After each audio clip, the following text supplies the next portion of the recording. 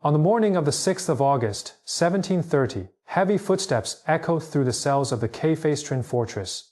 The 18-year-old Prince Frederick was dragged from his bed by 2 guards, his hands roughly shackled behind his back with iron chains.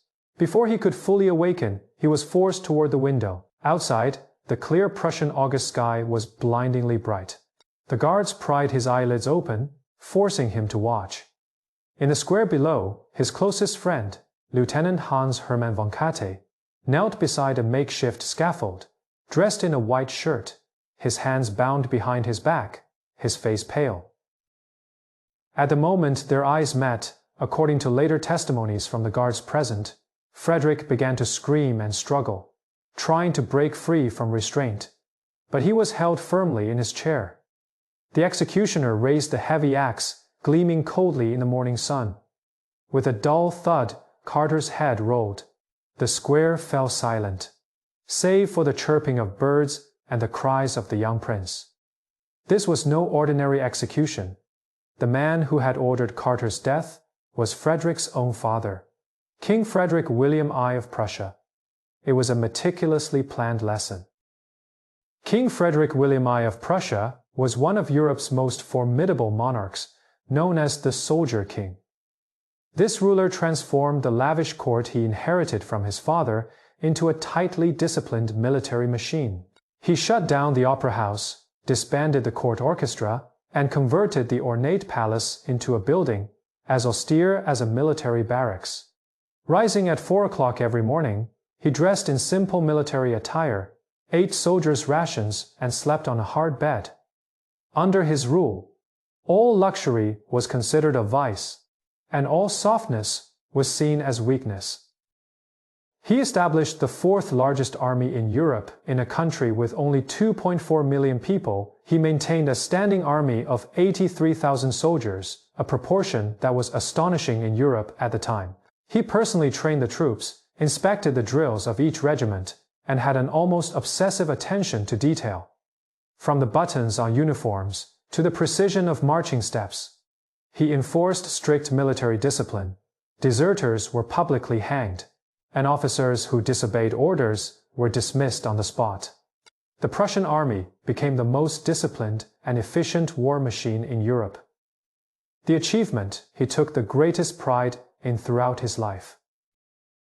But his son was a defective part in this military machine. From a young age, Frederick displayed a personality completely opposite to his father's. He disliked military training, but was obsessed with music and poetry.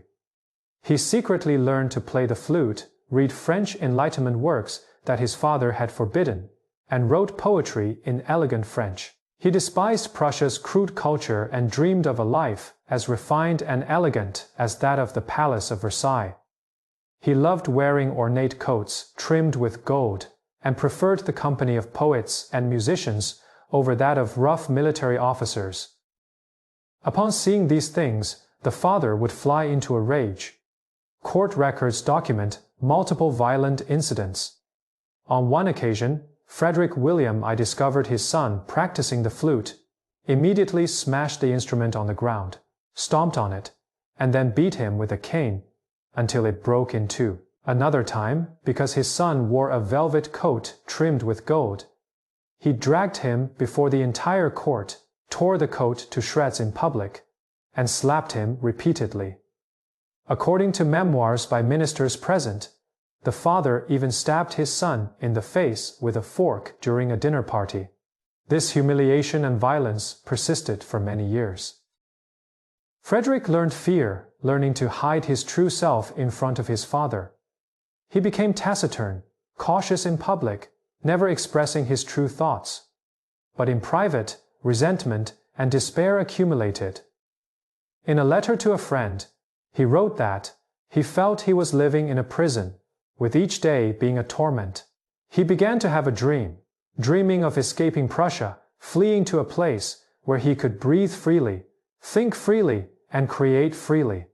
In the summer of 1730, this dream turned into a plan. At the age of 18, Frederick conspired with his friend Lieutenant Katte and another young officer Keith to flee to England.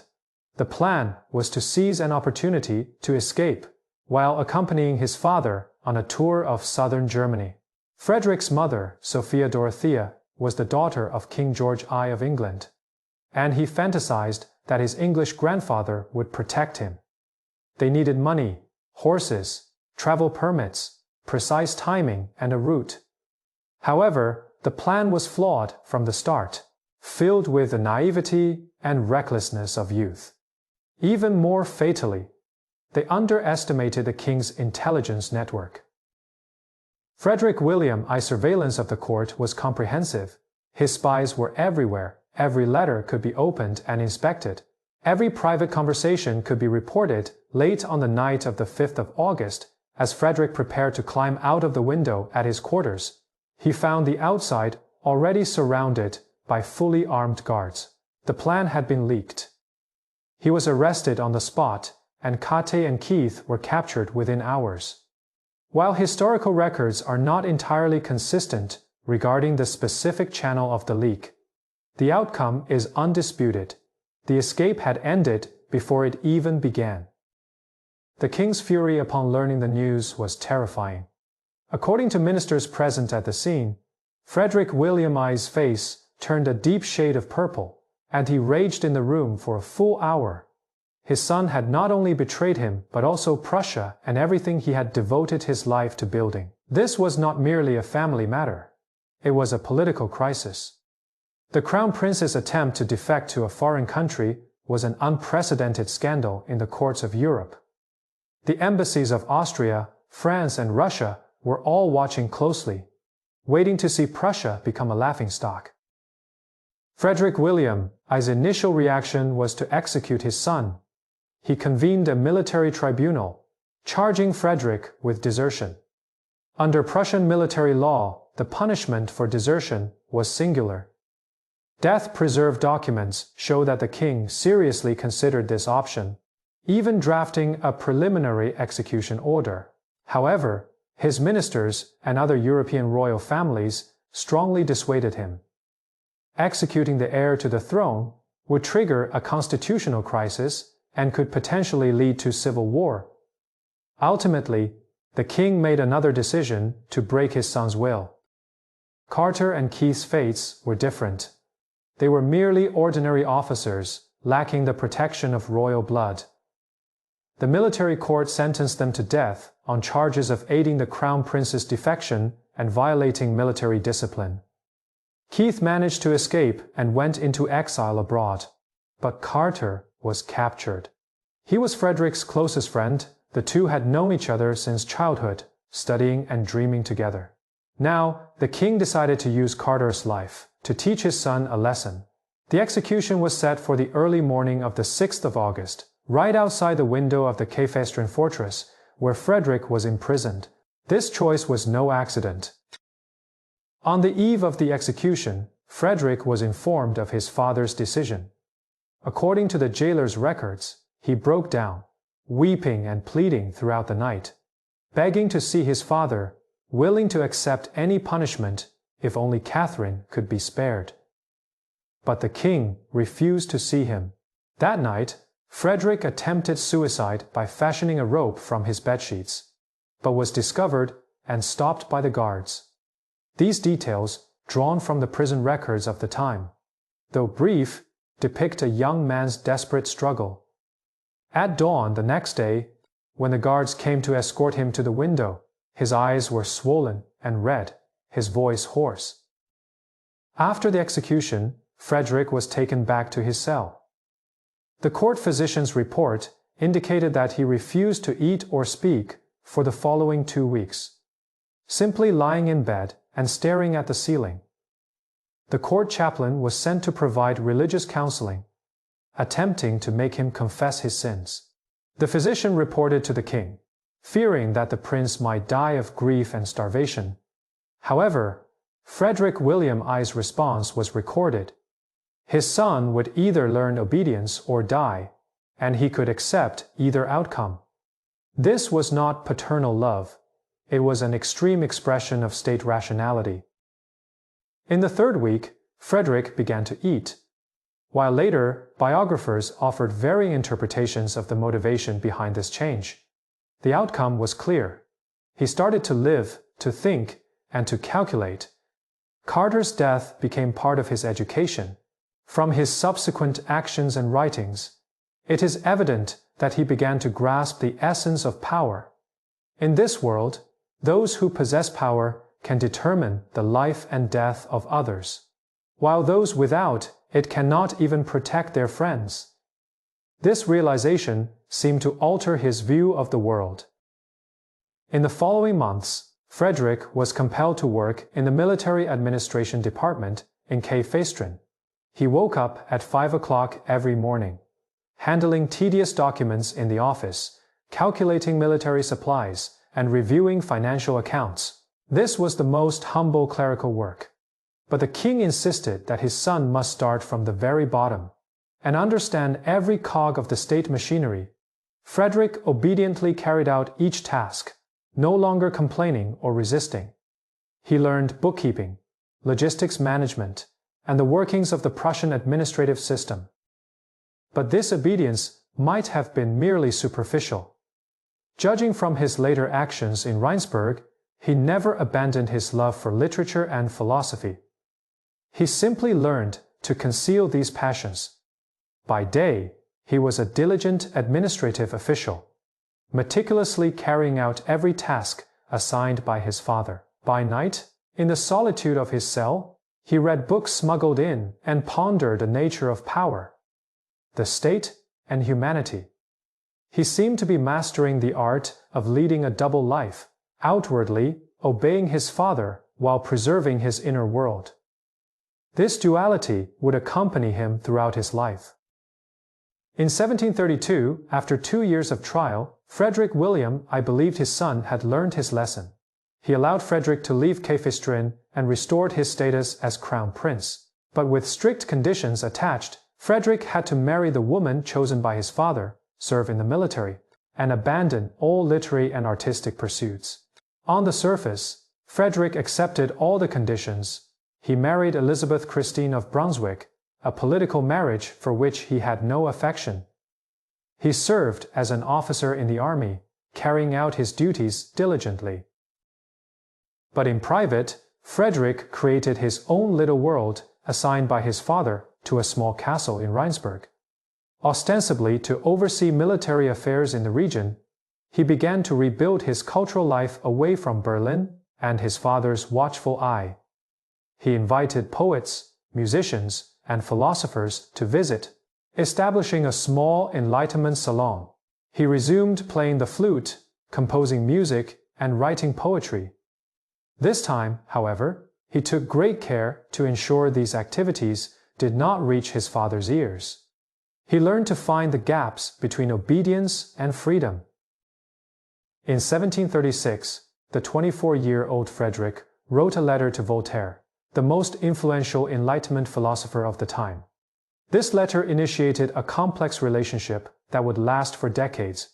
In his letter, Frederick expressed his passion for Enlightenment ideals and his aspiration for rule by reason. Voltaire's reply was enthusiastic, hailing Frederick as the heir to Solomon and Marcus Aurelius.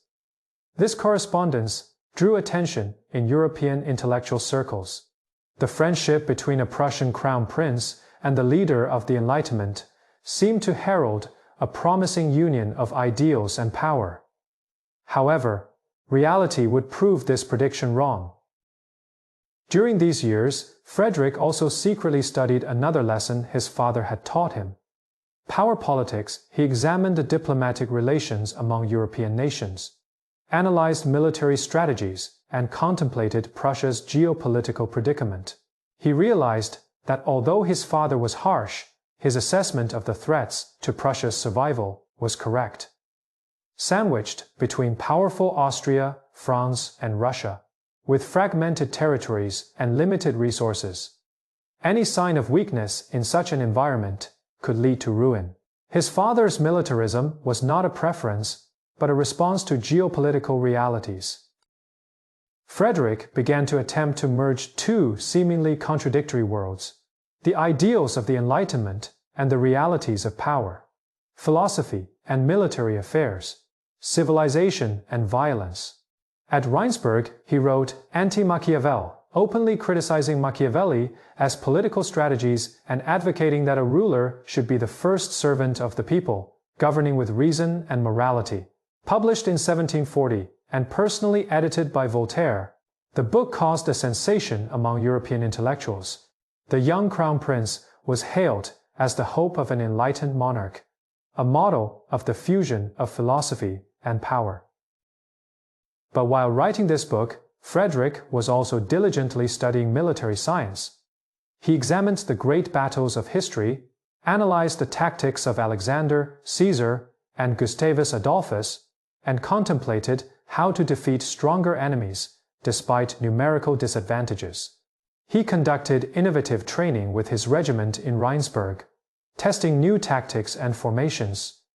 He began to understand that while philosophical books could win the applause of intellectuals, only an army could protect a nation's survival. Both seemed essential to master, though how to reconcile them remained an unresolved question. In the early hours of May 31, 1740, Frederick William I passed away in Berlin at the age of 52. In his final years, he suffered from gout and edema, his body swollen to the point where he could barely walk. Yet he continued working until his last breath, still reviewing military accounts. He left his son a well-ordered nation, debt-free, with a treasury surplus of 8 million thalers, a well-trained army of 83,000 soldiers, a strict administrative system, and frugal fiscal discipline. It was one of the best-governed small states in Europe. At the age of 28, Frederick ascended to the throne, becoming Frederick II. The coronation ceremony was held at Berlin Cathedral, solemn and simple, in keeping with Prussian tradition. The new king's first orders shocked many. He did not, as expected, immediately abolish his father's policies, disband the army, or restore court extravagance. Instead, he retained his father's entire administrative and military system, kept all high-ranking officials in their positions, and even maintained strict fiscal discipline. The only noticeable change was that he allowed concerts to be held at court and permitted philosophers to visit. The motivation behind this continuity is worth exploring.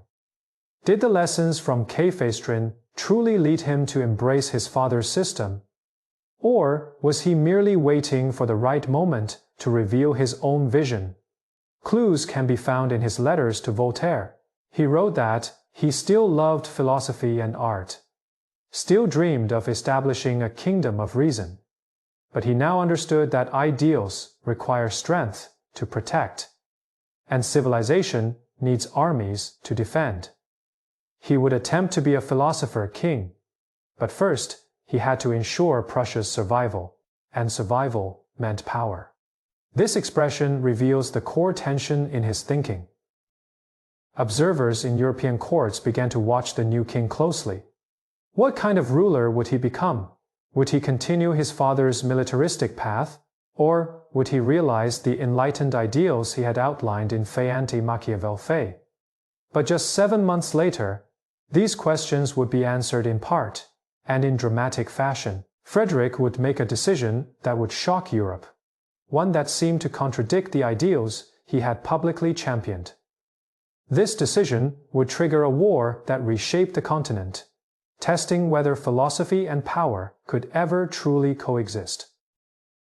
The 2-year imprisonment at Küstrin left a profound mark on Frederick.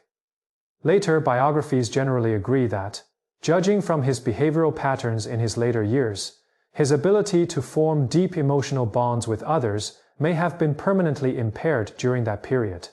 His marriage was cold, childless, and devoid of genuine intimacy. He later adopted Italian greyhounds rather than human friends. Based on surviving letters and memoirs, he appears to have learned to separate emotion from decision, making private morality from state interests, and the inner philosopher from the outward king. This division would define his reign. He would advance judicial reforms and religious tolerance domestically. Yet, wage wars of aggression and territorial expansion abroad. He would protect artists and philosophers, but rule the bureaucracy and military with an iron fist. He would write works opposing tyranny, yet wield unrestricted autocratic power. Historians have long debated how to judge him, with assessments ranging from an enlightened hero to a despotic tyrant. But perhaps the answer lies in that morning. At Fort Küstrin, he was the product of a collision between Enlightenment ideals and the realities of power, a living testament to that very clash. The dawn of the 6th of August, 1730, changed more than just a young man. It shaped a monarch who would rule Prussia for 46 years, transform the small state into a European power, and push the ideals of the Enlightenment to the limits of realpolitik. The blood of Kate soaked the soil of Küstrin, and its influence flowed through the history of 18th century Europe. This was the starting point of Frederick the Great. His story is the story of the deepest contradictions of the Enlightenment era. On an evening in August 1736, in the study of Rheinsberg Castle, the 24-year-old Crown Prince Frederick opened a package sent from Paris. Inside was the manuscript of Voltaire's new work, Faithy Age of Louis XIV, along with a letter 10 pages long. In the letter, Voltaire wrote that he had read Frederick's poems and was astonished by the Prussian Crown Prince's talent and depth of thought. The final sentence of the letter read, "Your Highness, you may be the only person of our time with both the power and the wisdom to realize the ideals of the Enlightenment." After reading the letter, Frederick immediately began his reply, writing for 6 hours straight until the candle burned out. This letter marked the beginning of one of the most famous and complex friendships in European intellectual history.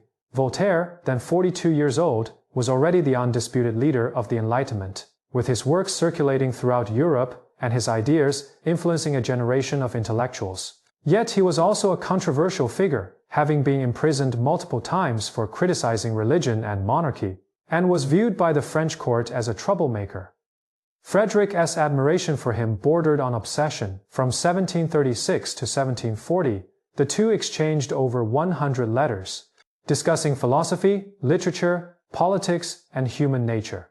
These letters were later published, becoming one of the most significant intellectual documents of the Enlightenment era. In these early correspondences, the two established an idealized spiritual alliance. Frederick saw Voltaire as a mentor and spiritual father, a role his own father could never fulfill. In his letters, he poured out his loneliness in Prussia, his distaste for the crude militaristic culture, and his dreams of building a rational kingdom. Voltaire's responses were filled with encouragement and praise. He called Frederick the Solomon of the North, prophesying that he would become the model of a philosopher, king, proving that Enlightenment ideals could be realized in reality. This mutual admiration created a beautiful illusion. But this illusion was built upon mutual misunderstanding. What Voltaire truly desired was a patron, a powerful monarch who could offer him refuge from the persecution of the French court and provide a safe environment for his creative work. He valued Frederick for his future power, not his current ideas. What Frederick truly sought was recognition and escape. A spiritual mentor who could prove he was not the weak and useless person his father claimed, and who could give him the justification to continue resisting his father's values. He valued Voltaire for his prestige, not his friendship. Both were using each other, though neither fully realized it. The year 1740 was a decisive one for Frederick. On May 31, his father passed away, and he ascended to the throne in July. He invited Voltaire to visit Prussia, but Voltaire declined, citing health reasons. In September, he extended the invitation once more, this time with a more earnest tone and promises of the most generous treatment. Yet, Voltaire remained hesitant. He was uncertain about what kind of ruler this young, newly crowned king would become. The ideals of Fay anti-Machiavel Fay were admirable, but power had a way of changing people. Voltaire had seen too many idealists turn into tyrants once they gained authority. He decided to observe rather than commit himself immediately, a wise choice. Because at the same time as inviting Voltaire to visit Prussia, Frederick was planning a completely different move on the 20th of October. 1740, Holy Roman Emperor Charles V suddenly died, and his successor was his 23-year-old daughter, Maria Theresa. The balance of power in Europe instantly became fragile. The vast Austrian Empire was now ruled by a young, inexperienced woman whose legitimacy was questioned and whose armies were scattered. For Prussia, this was a once-in-a-lifetime opportunity. The wealthy province of Silesia, with a population of 1.7 million and Europe as most developed textile industry, was defended only by weak Austrian garrisons. Frederick summoned his core advisors. Historical records indicate that the meeting was filled with controversy. Count Podewils, the foreign minister, strongly opposed the invasion of Silesia, viewing it as blatant aggression that would destroy Prussia's international reputation and make Frederick synonymous with treachery. However, Field Marshal Schwerin supported the action, pointing out that the Prussian army was ready and would grow rusty if not used, and that the strategic opportunity might not come again. Frederick listened to both sides and then made his decision. The meeting minutes show that his words were brief: "We act, prepare to invade in December." This decision stands in stark contrast to the ideals he expressed in Anti-Machiavel. In that book, he criticized Machiavelli's political maneuvering, arguing that a ruler should adhere to morality and justice, be a defender of peace, and only use force in defensive wars. Yet now, he is prepared to launch an aggressive war with no legal or moral justification. What were his reasons, from fragments of his memos to ministers and private diaries? His logic was complex, blending strategic calculations, opportunism, and self-justification. He believed Silesia was crucial to Prussia's survival, and thought that if he did not take it, someone else would. The deeper motivation may be psychological. He needed to prove that he was not the weak scholar his father saw him as, to demonstrate that he could act decisively like a true king, and to show that he understood the essence of power. The lesson from Küstrin had always stayed with him. Morality without power is powerless. Now he had power, and he intended to use it. Yet this use conflicted with the ideals he publicly championed, creating cognitive dissonance. He began to search for reasons to rationalize his decision. He ordered his legal advisors to find Prussia's historical rights to Silesia. The justifications they found were extremely tenuous, but he accepted them. In the early hours of the 16th of December, without a declaration of war or an ultimatum, the Prussian army crossed the border into Silesia. Frederick advanced with the troops, marking his first true military campaign. According to the recollections of accompanying officers, he was both excited and nervous, constantly checking maps, inquiring about the marching speed, and worrying about Austria's reaction. The blitzkrieg proved successful. The garrison in Silesia was too small to mount effective resistance. Within 3 weeks, Prussia had seized most of the province. Europe was stunned. This philosophical prince, who had just published Anti-Machiavel, this enlightened monarch, praised by Voltaire, had launched a blatant war of aggression. Diplomatic circles were filled with accusations of betrayal and hypocrisy. Voltaire's reaction is noteworthy. He received Frederick's letter on the 20th of December, in which Frederick attempted to explain and justify the invasion. Frederick wrote, "Dear Voltaire, my ministers have taken away my army, and I must find a way to use it." This was a clear attempt to shift blame. Voltaire's reply reveals his shock and disappointment, but also his ambivalence. On one hand, he privately told friends that Frederick had betrayed the ideals of the Enlightenment. On the other hand, in his response to Frederick, he maintained a gentle tone and even tried to defend him. Why? Because Voltaire still needed Frederick's protection and patronage. This pragmatism compromised his moral stance. On the 10th of April, 1741, the Battle of Mollwitz broke out. This was Frederick's first experience on a real battlefield. Under the command of Marshal Romer, the Austrian army launched a counterattack against the Prussian forces. According to multiple sources, Frederick performed poorly at the start of the battle. When the Austrian cavalry charged, his horse panicked, and he was nearly thrown off. Amid the chaos, his attendants advised him to leave the battlefield to avoid capture. Historians have differing accounts of what happened next, but the prevailing view is that Frederick did briefly leave the center of the battlefield, although he later denied this. However, the well-trained Prussian infantry, under the command of Marshal Schwerin, held their ground. After several hours of fierce combat, the Prussian army repelled the Austrians. By the time Frederick returned to the battlefield, the fighting had largely concluded. He declared it a great victory, but deep down, he knew it was owed more to the army trained by his father and the experienced officers than to his own command. After the battle, he wrote in his diary of his shock at the violence of the battlefield. The shrieks of cannonballs, the groans of the wounded, the smell of dead horses and men. It was all utterly different from the war he had imagined in his study. This was his first direct encounter with the bloody reality of power politics. Yet, he did not retreat. Instead, he began to seriously study the art of military command. After the Battle of Mollwitz, the Silesian Wars entered a complex phase of diplomacy and military action. France, Bavaria, and Saxony all joined the war against Austria, forming an anti-Austrian alliance. However, Frederick soon discovered that allies were as unreliable as enemies. France had its own agenda, Bavarian leaders sought the imperial throne, and Saxony eyed territorial expansion for itself.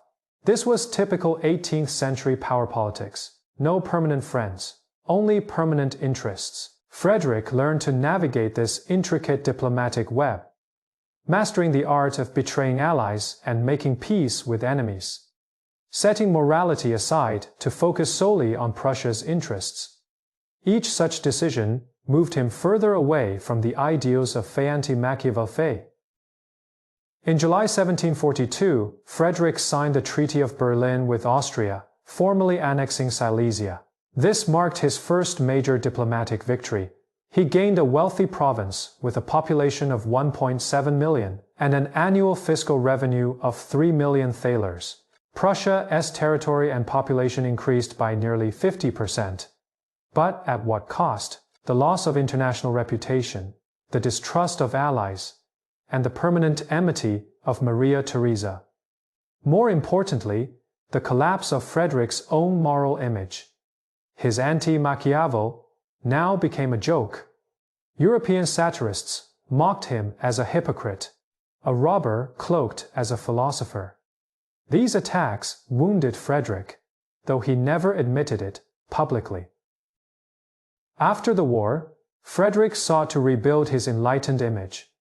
He began constructing Sanssouci, a Rococo-style palace near Potsdam, which would become his spiritual refuge. He resumed correspondence with Voltaire, attempting to rekindle the friendship that had been strained by the Silesian Wars. He wrote numerous poems and philosophical essays, striving to prove that he remained an enlightened monarch, with Silesia being merely an unfortunate but necessary exception. Voltaire's responses were gentle, yet lacked the fervor of earlier times. Both knew that something had changed forever. The chasm between ideals and reality had been exposed, never to be fully concealed again. In 1744, Frederick once again invaded Bohemia, triggering the Second Silesian War. This time, his pretext was even more far-fetched. He claimed to be supporting the Bavarian emperor against Austria, but the real reason was his fear that Austria would regain its strength and reclaim Silesia. The war did not go smoothly. Frederick's army advanced deep into Bohemia, but its supply lines were overextended. and Austrian Marshal Daun employed clever defensive tactics. In June 1745, at the Battle of Hohenfriedberg, Frederick narrowly emerged victorious but suffered heavy casualties. The experience of this war taught him important military lessons. Yet, it also deepened his cynicism. Power politics had no room for morality. Over these years, Frederick's character underwent a noticeable transformation. From surviving letters and observations of contemporaries, he grew more cynical, more distrustful of others, and more reliant on his own judgment. His view of human nature became profoundly pessimistic. In letters to friends, he wrote that all people are selfish, all friendships are based on interest, and all morality is a pretense. This pessimism was not merely a philosophical stance, but also a product of personal experience. He had been betrayed by allies, deceived by enemies, and had himself betrayed and deceived others.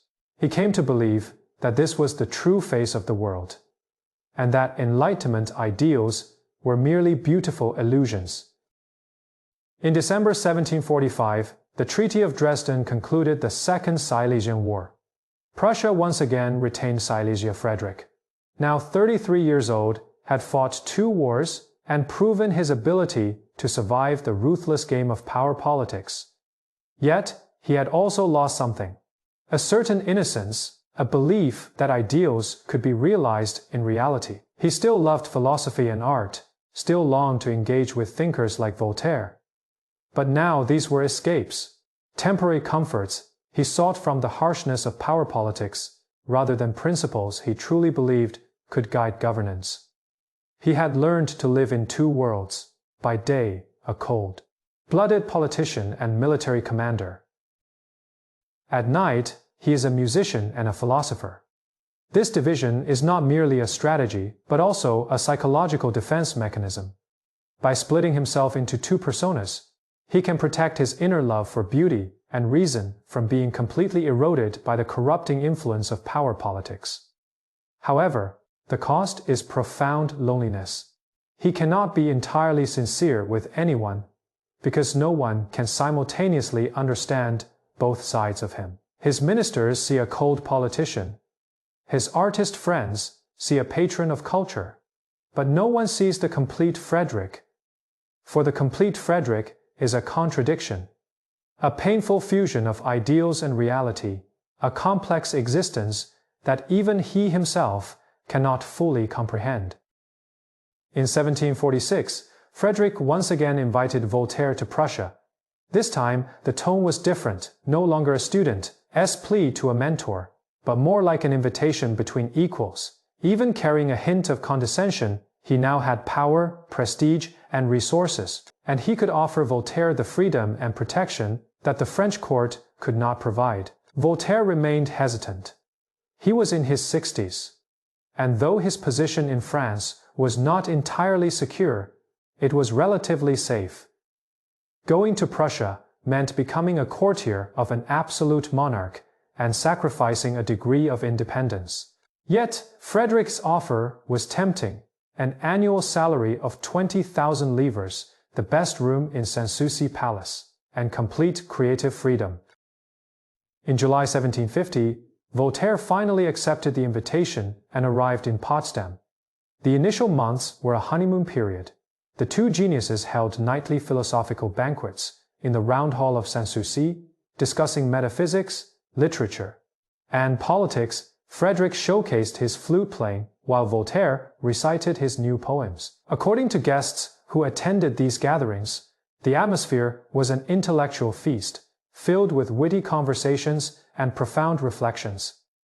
Frederick seemed to have realized his dream, establishing an enlightened salon, where philosophers and kings could communicate as equals. In a letter to a friend, Voltaire wrote that he thought he had met Marcus Aurelius. This was the finest moment of their friendship. But cracks soon appeared. The first sign was Frederick beginning to revise Voltaire's poetry and philosophical works.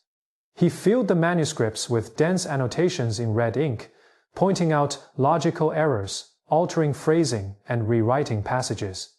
For a literary giant like Voltaire, this was an unbearable offense. He was a member of the French Academy, the most famous writer in Europe.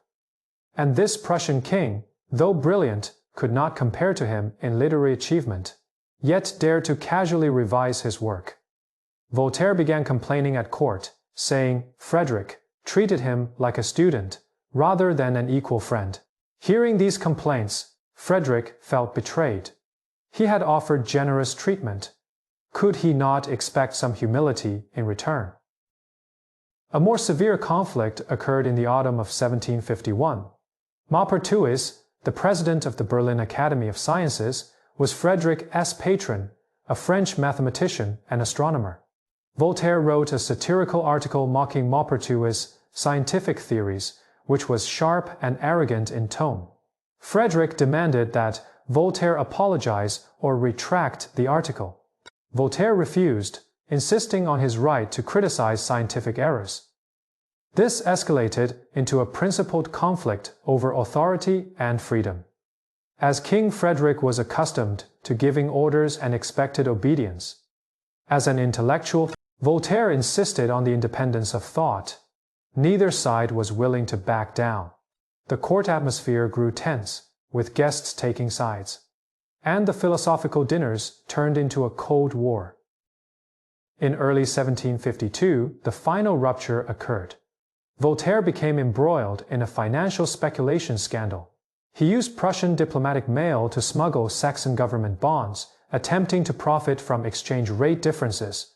When this was discovered, Frederick was furious. In his view, Voltaire had come to Potsdam for philosophy and friendship, not to make a fortune. Such greedy behavior tarnished the ideals of the Enlightenment. Voltaire defended himself by saying he needed to secure his safety in old age, and that such financial operations were common at the time. But Frederick did not accept this defense. He believed that a great philosopher should rise above material interests. This incident revealed a fundamental misunderstanding between the two. In March 1752, Voltaire decided to leave Prussia. He secretly packed his belongings, including Frederick's private collection of poems, works containing sharp satires of other European monarchs. Frederick had never intended to publish these poems. They were merely private diversions, but Voltaire took them, possibly as insurance against Frederick's retaliation. When Frederick discovered Voltaire's escape, he felt deeply betrayed. He ordered Voltaire to be intercepted in Frankfurt, demanding the return of the poems at all costs. This command would lead to an ugly incident, completely destroying the friendship between the two men and revealing the harsh reality that power and friendship can never truly coexist as equals. The rise and fall of their friendship reveals a larger truth. Enlightenment ideals assumed that rational individuals could transcend power dynamics and forge friendships based on mutual respect and intellectual exchange. Yet reality demonstrates that asymmetries of power inevitably corrupt relationships. No matter how sincerely Frederick wished to be Voltaire's friend, he was first and foremost a king, accustomed to command and obedience. However much Voltaire admired Frederick's brilliance, he could never forget his own dependent position or relinquish his longing for independence. Both attempted to rise above these structural constraints, but ultimately failed. The collapse of their friendship was not a personal failure, but the failure of Enlightenment ideals in the face of power's realities. This experience had a profound impact on Frederick. From his later letters and actions, it seems he drew a painful conclusion. True friendship is impossible for a king. Power creates isolation because all relationships are distorted by its asymmetry. From then on, he no longer attempted to form deep personal friendships with intellectuals. He continued to sponsor artists and philosophers and held cultural salons. But these remained within the framework of patron and protfefe, not equal friendship. He learned to establish clear boundaries between his public role and private emotions, and he learned not to expect genuine intimacy from human relationships.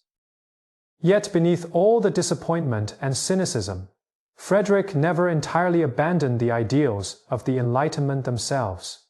He continued to believe in reason, religious tolerance, the rule of law, and the value of education. He simply no longer believed these ideals could be achieved through friendly persuasion and example. Instead, they had to be enforced by state power, imposed from above, and executed without expecting human gratitude or understanding. This was the central paradox of enlightened despotism, using despotic means to achieve the ideals of freedom. Frederick would spend the next several decades experimenting with this paradox, building a state that housed Europe's most enlightened laws alongside its most repressive political system. By the early 1750s, Frederick stood at the midpoint of his reign. He had fought 2 wars, won and lost the friendship of Europe as greatest thinkers, and transformed from an idealistic prince into a cynical king.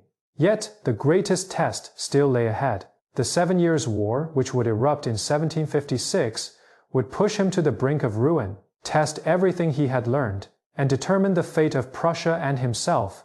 That war would prove that in the age of Enlightenment, survival remained the first law, and survival demanded not philosophy, but an iron will and mastery of violence. At 4 in the morning on the 16th of December 1740, along the banks of the Oder River, the winter darkness had not yet fully receded. The Prussian guards began crossing the border into Silesia.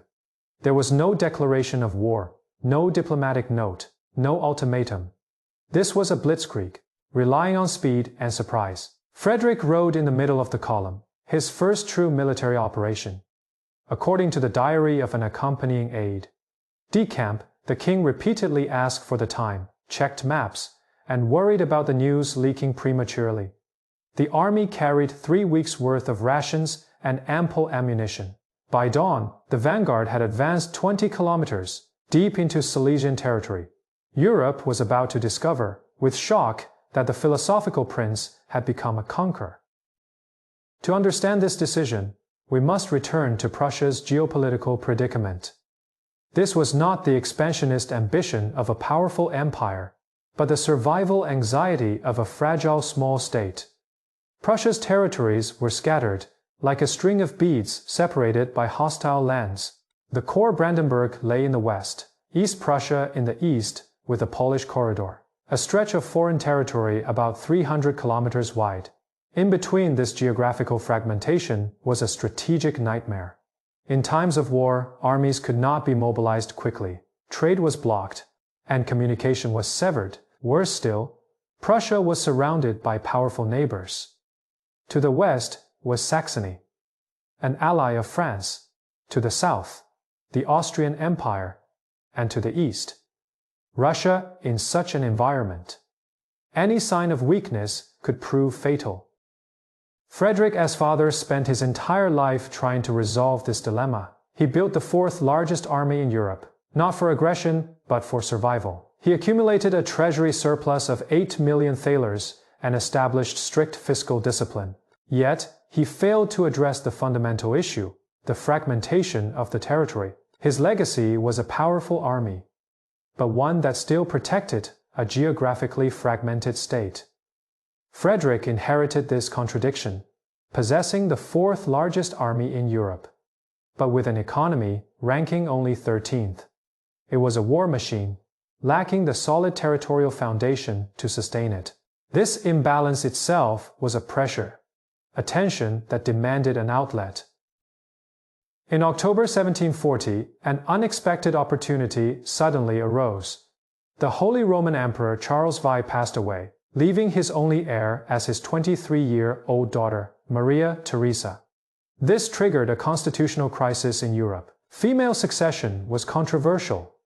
Although Charles V had spent decades on diplomatic efforts to have various nations sign the Pragmatic Sanction, recognizing his daughter's right to inherit, the ink had barely dried before promises began to waver. Bavaria claimed it was the legitimate heir. Saxony also asserted its rights, and France saw an opportunity to weaken Austria.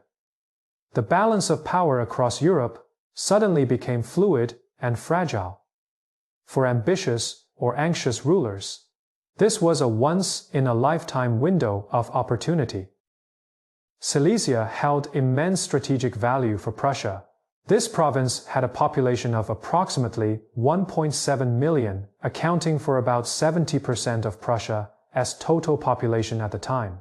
It was one of the wealthiest regions in Europe, with a developed textile industry and an annual fiscal revenue of around 3 million thalers, equivalent to 40% of Prussia's yearly income.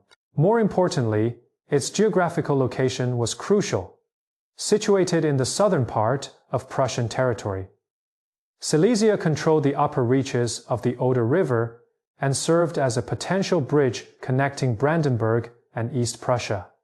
If Prussia could acquire Silesia, it would partially resolve its territorial fragmentation issues and significantly increase its population and financial resources. From a purely geopolitical perspective, the annexation of Silesia was nearly perfect for Prussia. But in the autumn of 1740, Silesia appeared ripe for the taking. The bulk of Austria's forces were stationed far away, guarding the southern border against the Ottoman Empire and the western frontier against France. Silesia itself was defended by only about 7,000 troops, scattered across several fortresses. Maria Theresa had just ascended to the throne, preoccupied with the succession crisis and diplomatic challenges, leaving little attention for distant provinces. If someone acted swiftly and seized the territory before Austria could react, the fait accompli might force Vienna to accept the new reality. It was a gamble, but from a military perspective, the odds were favorable. The question was not could it be taken, but should it be taken. The crucial meeting convened by Frederick, according to records, took place in the Berlin court in late November. Historical sources indicate that the core attendees included Foreign Minister Count Podewils, Field Marshal Schwerin, the Minister of Finance, and several senior military officers. Podewils' opposition was strong and unequivocal. He pointed out that Prussia had no legal basis for occupying Silesia. Although legal advisors had identified some ancient rights, the grounds were extremely tenuous, tracing back to a 16th century inheritance treaty that had long been nullified by subsequent agreements. From the perspective of international law, this would constitute a clear act of aggression. Podewils warned that it would destroy Prussia's international reputation and make Frederick synonymous with treachery. Marshal Schwerin's stance was entirely different. He analyzed from a purely military and strategic perspective. He pointed out that the Prussian army had reached its peak with 83,000 well-trained soldiers, a military machine built over a lifetime by Frederick William. However, armies decay, soldiers grow old, officers lose combat experience, and equipment becomes outdated. If not used, this investment would depreciate. More importantly, there was the strategic timing. Austria was currently weak, but this would not last. Once Maria Theresa consolidated her power, the window of opportunity was brief, possibly only a few months. Schwerin's logic was one of cold realism. The preserved fragments of the meeting minutes show that, after listening to both sides, Frederick fell into a moment of silence. Then he spoke briefly but decisively. "Gentlemen, my decision is made. We will occupy Silesia and prepare to act in December." Historians have offered different interpretations of the inner process behind his decision. Some emphasize strategic rationality. Silesia was indeed crucial for Prussia's survival. Others highlight psychological factors. Frederick needed to prove himself. Still others point to pure opportunism. The power was there for the taking. Most likely, it was a complex mix of these factors. An intertwining of structural pressures, personal psychology, and historical opportunity. However, regardless of the motives, this decision stood in stark contrast to the ideals he had expressed in Fait anti-Machiavel Fait. In that book, Frederick criticized Machiavelli, arguing that, a ruler should be the embodiment of morality, adhere to justice and law, and only use force in defensive wars. He wrote, "A conqueror is nothing but a fortunate robber, and true glory comes from protecting one's subjects, not oppressing neighboring nations." Now, just a few months later, he was preparing to launch an aggressive war without moral justification. This contradiction needed to be rationalized. Frederick began searching for reasons, ordering his legal advisors to delve into the archives for any historical basis that could be claimed as a right. A deeper level of rationalization is the logic of necessity. From existing private correspondence, Frederick argued that the survival of the state supersedes moral laws. If Prussia did not expand, it would be swallowed by its more powerful neighbors. In a world of power politics, weakness is a sin. He cited historical precedents from ancient Rome and modern Europe, pointing out that all great nations were built through conquest. He asked, why can France expand, Austria expand, Russia expand, but not Prussia? This everyone else is doing. Its logic is a classic manifestation of moral relativism. It sidesteps the fundamental question. But for those already determined to act, such reasoning is enough to quiet their inner unease. The preparations for the invasion were carried out in secret and with great efficiency. The Prussian army began assembling at the Silesian border in late November, disguised as routine winter exercises.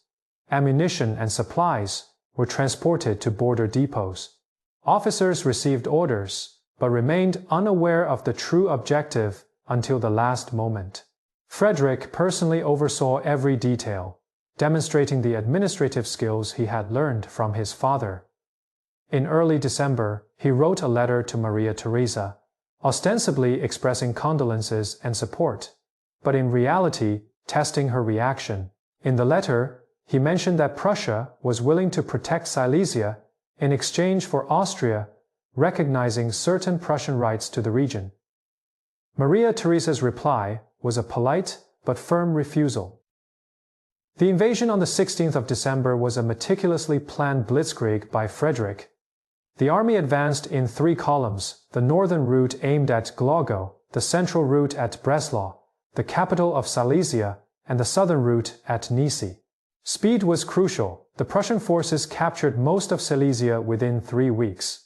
The Austrian garrisons were too few, scattered, and demoralized, with most surrendering without a fight. The civilian response was mixed. Some, particularly Protestants, welcomed the Prussians, as they had faced discrimination under Catholic Austrian rule. Others, especially Catholics, were hostile toward the occupiers. But the majority simply watched and waited to see who would prevail in the power struggle. Frederick ordered the army to maintain strict discipline and forbade looting. The European diplomatic response was a mixture of shock and condemnation. France, while privately pleased to see Austria weakened, publicly expressed regret. Britain, concerned about the disruption of the European balance of power, issued warnings but took no concrete action. Russia expressed sympathy for Maria Theresa, but was embroiled in internal power struggles and unable to intervene. The most vehement condemnations came from the Pope and some small German states, though they lacked the practical power to act. The most significant reaction came from Maria Theresa herself. It is recorded that, upon learning of the invasion, she wept in her court in Vienna, not out of weakness, but from a sense of anger and betrayal. She vowed never to forgive Frederick and never to relinquish Silesia. Voltaire's reaction is particularly noteworthy. On the 20th of December, he received a letter from Frederick, in which the latter attempted to justify the invasion with the famous line, "My ministers took away my army, and I had to find a way to use it." This was a clear mix of shifting blame and self-irony. In private letters to other friends, Voltaire expressed his true thoughts.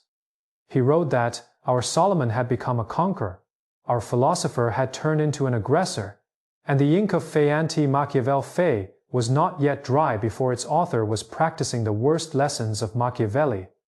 This was a profound disappointment. However, in his reply to Frederick, Voltaire maintained a gentle tone and even included some attempts at defense. This inconsistency between words and actions may stem from Voltaire's own circumstances. He was still lingering on the fringes of the French court and might still require Frederick's protection or patronage. On a deeper level, although Voltaire was an Enlightenment thinker, he was also a realist. He understood the rules of power politics and, while disliking them, accepted them as reality. He could criticize Frederick in private, but needed to maintain the relationship in public. This double standard itself is an example of how Enlightenment ideals were compromised in reality. If even a giant of thought like Voltaire could not uphold his principles, how fragile were Enlightenment ideals in the face of power? This question would gradually become clearer in the years to come. On the 10th of April, 1741, the Battle of Mowitz brought the conflict between ideals and reality to a bloody climax. After months of preparation, Austria assembled an army of approximately 19,000 men, commanded by the experienced Marshal Roemer, determined to recapture Silesia. Frederick led around 22,000 troops to meet them. This was his first time commanding a real battle, and his military theories were about to be tested in practice. According to multiple historical accounts, when the battle began, Frederick's performance was far from perfect. The Austrian cavalry charge was more ferocious than he had anticipated. His horse panicked amid the artillery fire and cavalry clashes, nearly throwing him off. In the chaos, his aide suggested he temporarily leave the most turbulent area of the battlefield. The prevailing historical view holds that Frederick did indeed leave the front lines at the height of the battle, though he later denied it. Crucially, however, the Prussian infantry did not require the king's presence to fight. These soldiers were a military machine forged over 2 decades by Frederick William I. Their discipline mechanical and their tactics drilled through countless rehearsals under the calm command of Marshal Schwerin. The Prussian infantry formed tight battle formations and repelled Austrian charges with continuous volleys of musket fire. After several hours of intense combat, the Austrian forces began to retreat. By the time Frederick returned to the battlefield, victory was all but assured. He could proclaim it a great triumph, yet, deep down, he knew it was owed to his father's legacy. From other surviving private correspondences, it is evident that Frederick's shock at the reality of the battlefield was genuine. The fear of cannonballs whistling past, the nausea at seeing soldiers blown to pieces, the anguish of hearing the wounded groan, and the suffocating sensation of smelling the mingled odors of blood, flesh, and gunpowder. All of this was entirely different from the war he had imagined in his study. War was not an abstract game on a chessboard, but a bloody, brutal, and nauseating reality. Yet, this experience did not deter him. Instead, it ignited his competitive spirit. He began to seriously study the art of war, analyze his own mistakes, and examine the tactics of history's great commanders. He was determined to do better next time. This ability to learn from failure would become one of his most important qualities. The victory at Mowitz triggered a domino effect. France formally entered the war in support of the anti-Austrian alliance. The Elector of Bavaria declared his claim to the imperial throne. Saxony, though hesitant, eventually joined the war against Austria. Maria Theresa suddenly found herself surrounded on all sides. Yet she demonstrated remarkable resilience. She delivered her famous speech to the Hungarian nobility, holding her newborn son, and appealed to them to defend the dynasty. The Hungarians were moved and provided substantial military forces. She also engaged in shrewd diplomacy, seeking support from Britain and the Netherlands. By the end of 1741, the War of the Austrian Succession had evolved into a pan-European conflict involving nearly all major powers. Frederick's gamble had set off a chain reaction he could not fully control. Over the next 2 years, Frederick learned the harsh lessons of power politics. He discovered that allies were as unreliable as enemies. France had its own agenda and often betrayed promises at critical moments. The Bavarian leader was more concerned with securing the imperial throne. Saxony was looking for opportunities to betray everyone. This was a typical alliance war of the 18th century, no permanent friends, only permanent interests. Frederick quickly grasped the rules of the game. He learned to betray allies when necessary to make peace with yesterday's enemies, and to treat treaties as temporary conveniences. Each such decision moved him further from the ideals of the anti-Machiavel, but brought him closer to becoming a successful 18th century monarch. On the 28th of July 1742, in Breslau, Frederick signed the Treaty of Berlin with Austria. The core terms of the treaty were simple and decisive. Austria formally ceded Silesia to Prussia, and in exchange, Frederick withdrew from the war, ceasing his support for France and Bavaria against Austria. This was a classic example of opportunistic diplomacy. The French were furious, accusing Frederick of betrayal. But Frederick's logic was one of cold realism. He had achieved his war aims, so why continue fighting and shedding blood for others' interests? From the perspective of Prussian national interest, it was a rational decision. From the standpoint of morality and honor, it was a shameful betrayal. But in Frederick's view, morality and honor were luxuries he could not afford. The outcome of the Silesian Wars was a tremendous strategic success for Prussia.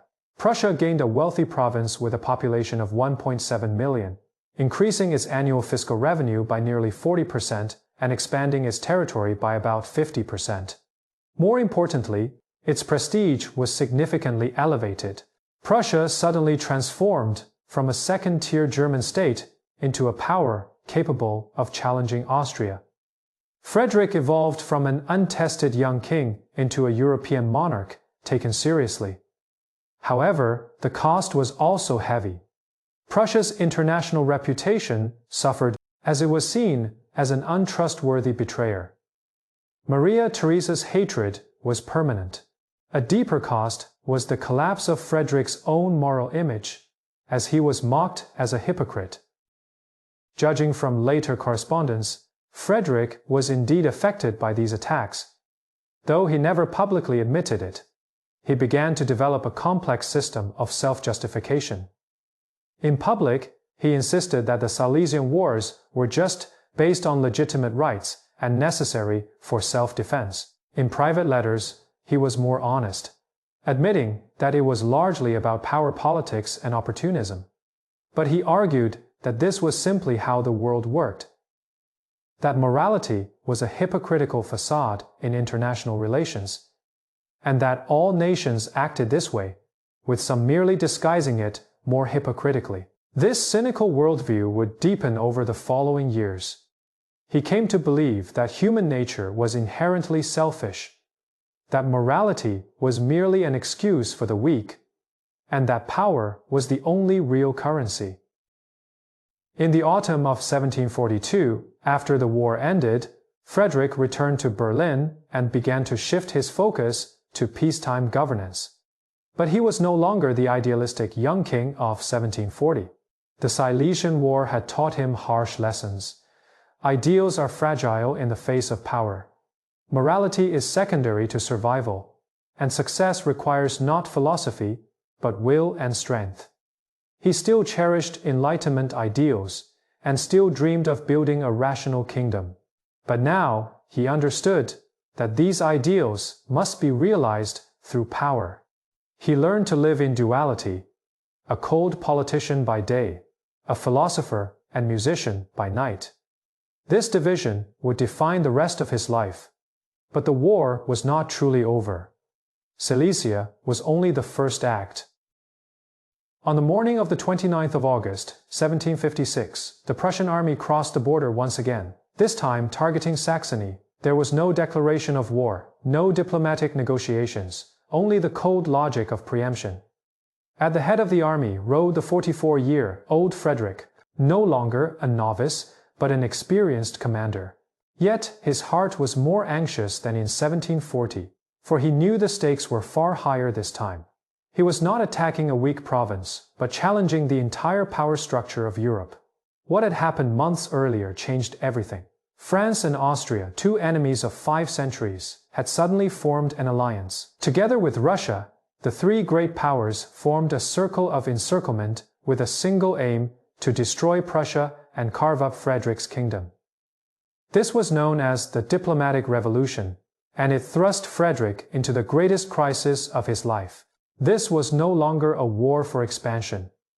It was a war for survival. To understand the diplomatic revolution, we must return to Europe. After 1748, the Treaty of Aix-la-Chapelle ended the War of Austrian Succession, but resolved none of the fundamental issues. Maria Theresa had lost Silesia, but never abandoned her determination to recover it.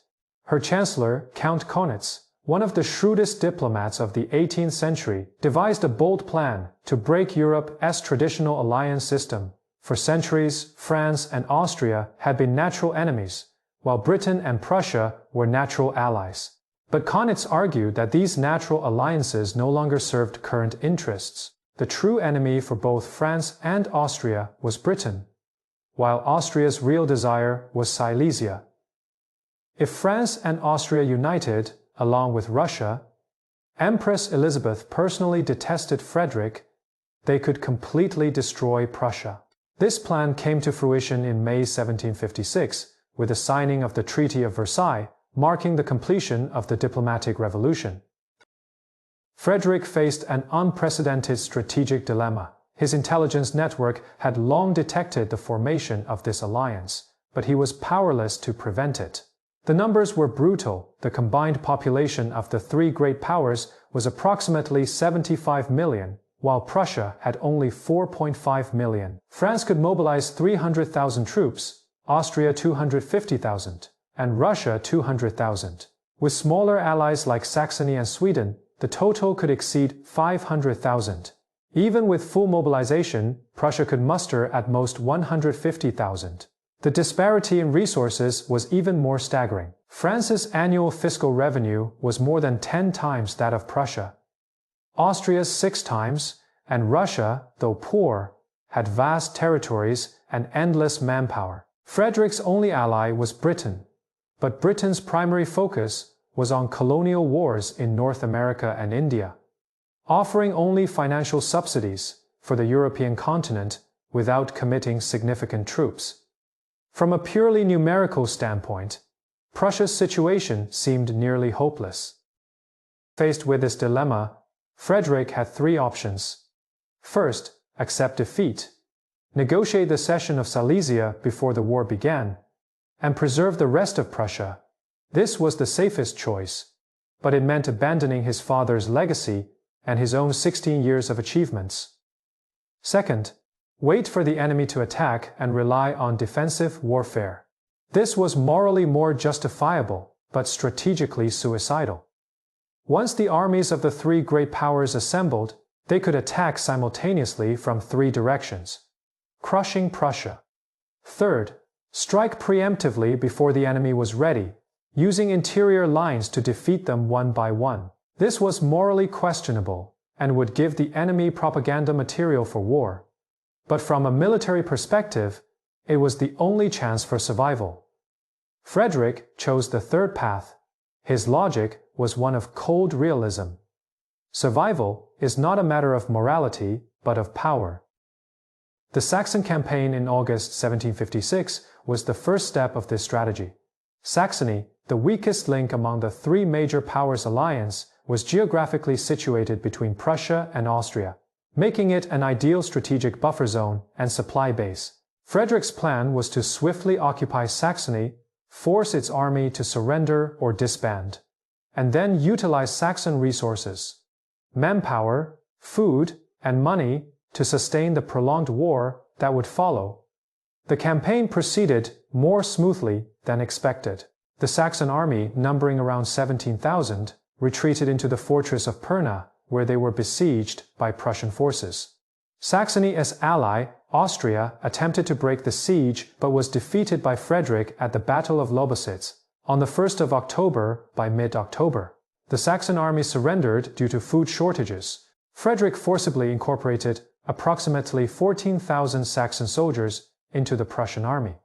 This was a tactical victory, but a strategic blunder. It reinforced the image of Prussia as an aggressor and solidified the anti-Prussian coalition.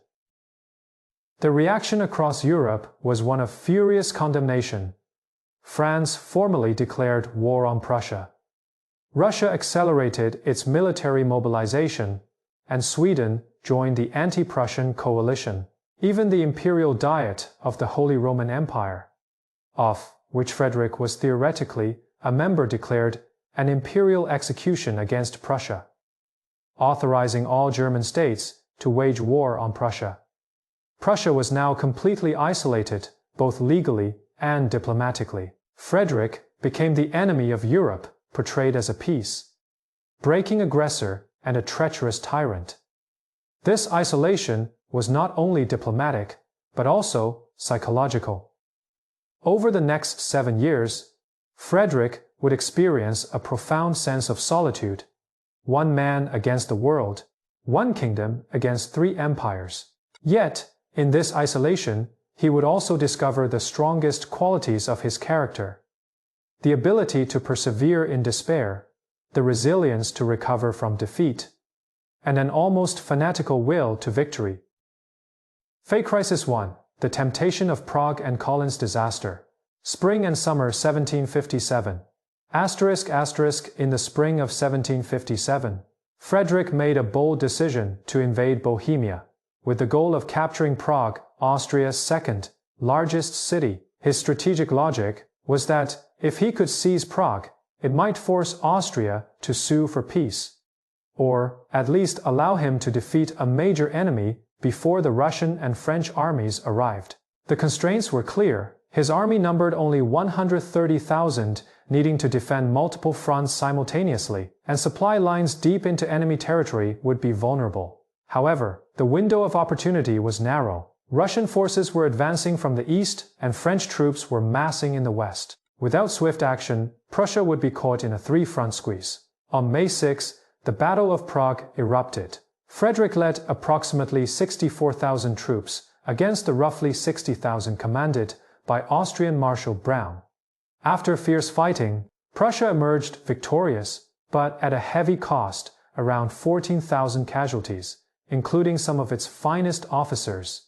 Browne retreated into the city of Prague, and Frederick began a siege. However, Frederick made a fatal mistake. He underestimated Austria's ability to recover. Maria Theresa appointed Marshal Daun to lead reinforcements to lift the siege of Prague. Daun was one of Austria's most capable generals, cautious, patient, and skilled in defensive warfare. On the 18th of June, the Battle of Kehl-Feyen broke out. Frederick led approximately 34,000 troops to attack Daun's force of about 54,000. This was a tactical error. The Prussian army, outnumbered, attacked an enemy holding advantageous terrain. The result was disastrous. The Prussian army suffered heavy losses with around 13,000 casualties, and was forced to retreat. This marked Frederick's first true defeat in his military career. Not a minor setback, but a decisive loss. The immediate consequence was the forced abandonment of the siege of Prague, with Prussian troops withdrawing from Bohemia. The secondary consequences were even more severe. This defeat emboldened all of Frederick's enemies, proving that the Prussian army was not invincible and sowing the seeds for even greater disasters to come. Fate Crisis 2. The Miracle of Rossbach, November 1757. After the Battle of Kolin, the situation deteriorated rapidly. French forces invaded from the west, Russian troops advanced from the east, Austrian armies regrouped in the south, and Sweden attacked Pomerania from the north. Prussia was surrounded on all sides. The constraints were brutal. Frederick's army was scattered across multiple fronts. understrength in every direction, and finances were nearly exhausted. But he had to choose. Should he disperse his forces to try and defend all fronts, or concentrate them to seek a decisive battle on one? He chose the latter. In early November, a Franco, Holy Roman Empire, allied force of about 41,000 men entered Saxony, threatening Prussia's core territories. Frederick led approximately 21,000 men on a rapid march to meet them. On the 5th of November, the Battle of Rossbach erupted. This was one of the masterpieces of Frederick's military career. He lured the enemy in, feigned a retreat, then used the terrain for concealment and launched a sudden flank attack. The battle unfolded with incredible speed. Under the command of General Seydlitz, the Prussian cavalry surged into the enemy ranks like a torrent of steel, instantly shattering the formations of the French and Imperial forces. The entire engagement lasted only about 90 minutes. The Allied forces suffered approximately 7,700 casualties, mostly captured, while Prussia lost only around 550 men. This was a classic example of defeating a larger force with a smaller one, a perfect demonstration of mobility and tactics combined. The cost was almost negligible, but the gains were immense. The Western Front was temporarily secured. French morale collapsed, and Prussia's military reputation was partially restored. More importantly, the psychological impact was profound. This victory proved that Frederick could still work miracles, offering hope to the desperate Prussian people and army. However, a second-order consequence was that this triumph made Frederick overconfident, setting the stage for a greater disaster 20 days later. For in the east, an even more formidable enemy was waiting. Fay Crisis 3. The Desperation and Redemption of Leuthen, December 1757, ****. While news of the victory at Rossbach was still spreading, bad tidings arrived from the east. Austrian forces had captured Breslau, the capital of Silesia. If Silesia fell, Prussia would lose its wealthiest province and the economic foundation of the war. The constraints were severe. Frederick's army had just fought at Rossbach. Though with minimal losses, it was exhausted and needed to the 4th of March 00 kilometers to Silesia rapidly, then immediately engage in battle. The enemy, led by Austrian Field Marshal Prince Charles of Lorraine, numbered about 66,000 men, while Frederick had only around 36,000. The terrain favored the Austrians, who held the high ground near the village of Leuthen. Any rational assessment would have advised avoiding battle, waiting for reinforcements, or seeking a more favorable opportunity. But Frederick had no time to wait. The loss of Silesia could lead to the collapse of the entire war. He decided to gamble, employing his boldest tactic, the oblique attack. In the early morning of the 5th of December, Frederick delivered his famous pre-battle address to the troops. He candidly told the generals, "Gentlemen, the enemy outnumbers us twofold and occupies a formidable position. By all military rules, I should avoid battle. But I have decided to attack. I will defy all rules, either to win the most glorious victory of my military career, or we shall all perish here." It is recorded that the generals were struck by his resolve and pledged to follow him to the death.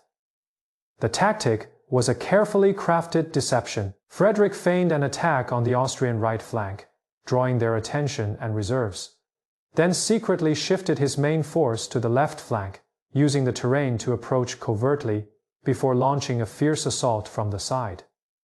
This required perfect coordination, strict discipline, and immense courage. The battle began at noon and lasted about 5 hours. The Prussian army executed the oblique attack with machine-like precision, breaking the Austrian lines one after another. By dusk, the Austrian army had collapsed across the entire front.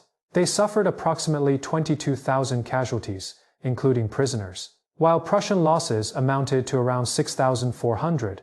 This stands as one of the most brilliant tactical victories of the 18th century, studied as a classic case in military academies ever since. The immediate consequence was the liberation of Breslau, the preservation of Silesia, and the shattering of Austrian morale. The cost, though significant 6,400 casualties, including many valuable veterans, was justified by the strategic gains achieved. A secondary consequence was that this victory solidified Frederick's reputation as one of Europe's greatest commanders, proving that the Prussian army, under proper leadership, remained invincible. Yet a deeper consequence was that the triumph led Frederick to believe he could perform miracles again and again, a conviction that would lead to disaster 2 years later at Kunersdorf. For wars are not won by miracles, but by resources, endurance, and time. Fake Crisis 4. The Descent of the Russian Nightmare, 1758 to 1759, ****. The two brilliant victories of 1757 gave Prussia a breathing space but did not alter the fundamental strategic predicament. By 1758, the war had entered a phase of attrition. France and Austria, though set back, remained powerful. And more critically, the Russian army began to exert its influence. The Russian forces were vast, over 70,000 tenacious in combat, and though lacking in mobility, were exceedingly difficult to defeat in defensive engagements. The constraints grew more severe. Frederick's army had suffered heavy losses in 2 years of continuous fighting, with veterans dwindling and new recruits poorly trained.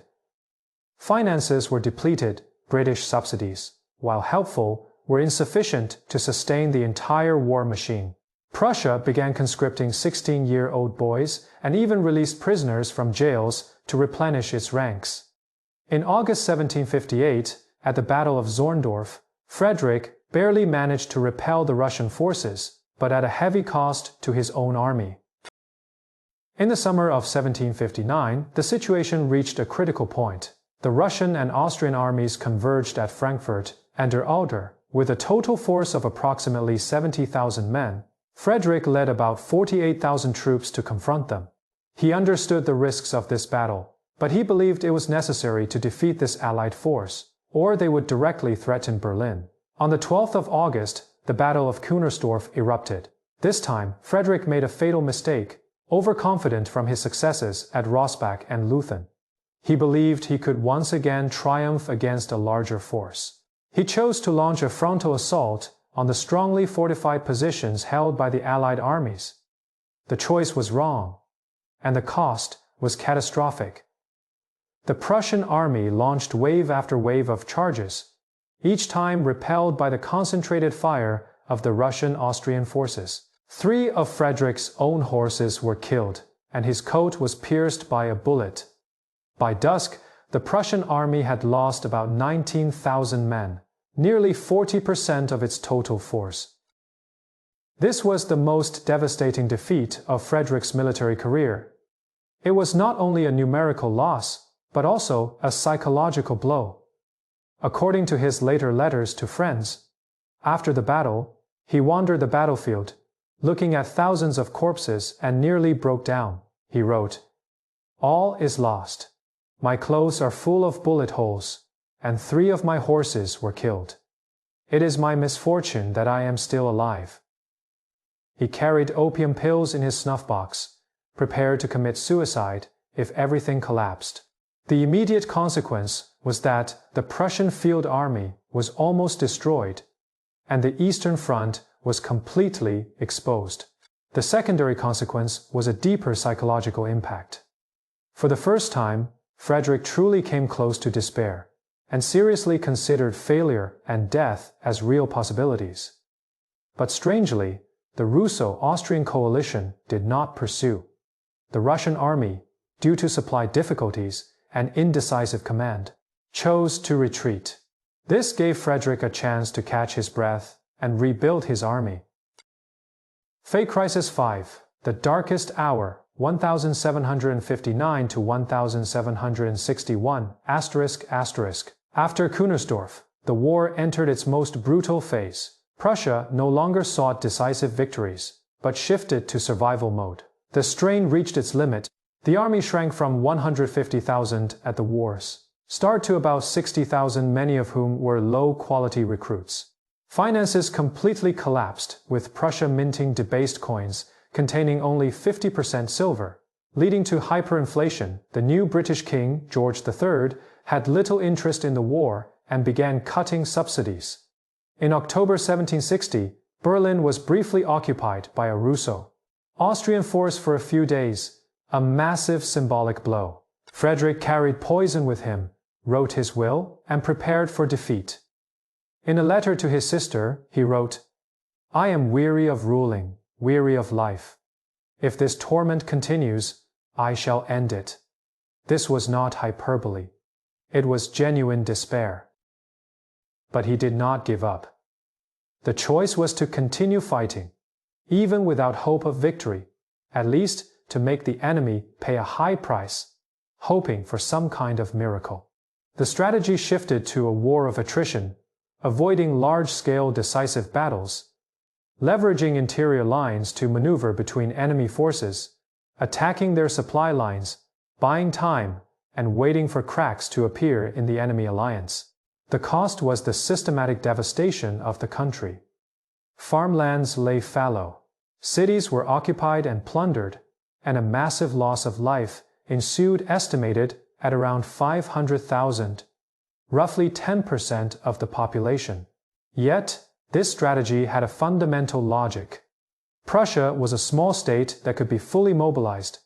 Every man could be enlisted. Every thaler could be devoted to the war. In contrast, the enemies were vast empires with other interests and conflicts, unable to commit all their resources to the war against Prussia. Time might be on Prussia's side if it could hold out. It was a desperate gamble, but the only choice left. Miracle. The redemption of Brandenburg, January 1762. By the end of 1761, the situation seemed hopeless. The Prussian army had dwindled to about 60,000 men. Finances were completely exhausted, and although the enemies were also weary, they remained formidable. In a letter to his minister, Frederick wrote, "The war is lost. I am only waiting for honorable terms of surrender." However, on the 5th of January 1762, news from St. Petersburg changed everything. Empress Elizabeth of Russia had died. The constraints suddenly shifted. The new Tsar, Peter III, was an ardent admirer of Frederick, even hanging his portrait in his bedroom and wearing Prussian military uniforms. Upon his accession, he immediately took astonishing actions, unilaterally withdrawing from the war, and not only that, but also returning all Prussian territories occupied by Russia, even proposing an alliance with Prussia against Austria. This was entirely unexpected, pure luck, but decisive for Prussia. Without Russia, Austria and France lost their main ally. The immediate consequence was a sudden reversal of the strategic balance. Prussia went from the brink of collapse to being able to continue fighting Austria and France. After 7 years of war, were also exhausted, financially depleted, and faced rising anti-war sentiment at home. Without pressure from Russia, they began to seriously consider peace. The price had been paid. Prussia lost approximately 500,000 people. Its economy was bankrupt, and many regions lay in ruins. But Prussia survived, and Silesia was retained. On the 15th of February 1763, the Treaty of Hubertusburg was signed, marking the end of the 7 Years' War. The core terms of the treaty were simple: maintain the pre-war status quo, with Prussia keeping Silesia and everything else restored to its original state. In a sense, the 7 years of war changed no territory, but it changed everything. Prussia proved it could stand against 3 of Europe's great powers and survive, and Frederick proved himself one of the greatest military commanders of the 18th century. But the cost was a generation's blood and tears. The 7 Years' War had a profound and lasting impact on Frederick. Physically, he was a robust 44-year-old at the start of the war, but emerged as a 51-year-old who looked over 60. His health was severely compromised.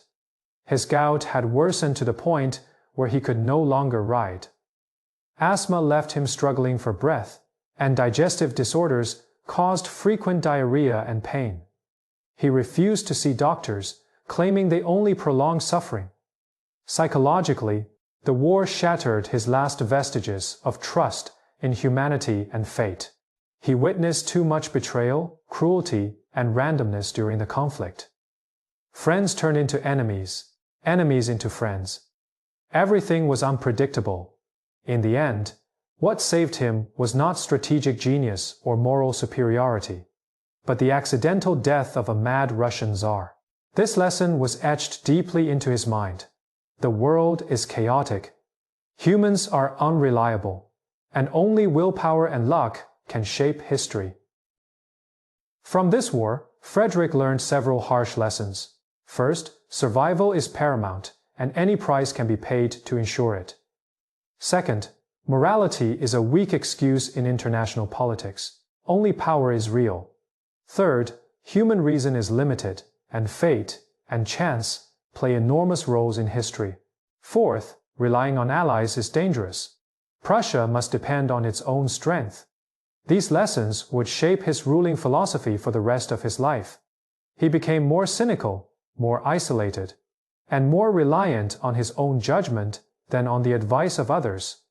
His faith in Enlightenment ideals did not completely vanish, but it was severely weakened. He still believed in the value of reason, the rule of law, and education.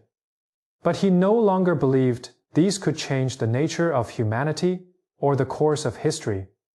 He learned to live in profound contradiction by day, a ruthless politician and military commander by night, a philosopher and musician, with an unbridgeable chasm between the two.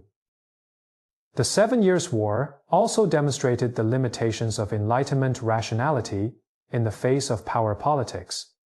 This war was not fought for lofty ideals or moral principles, but for territory, resources, and power. All participating nations claimed to act for justice and defense. Yet, in reality, they pursued their own interests. The conduct of the war reflected none of the Enlightenment values. Civilians were massacred on a large scale. Cities were plundered.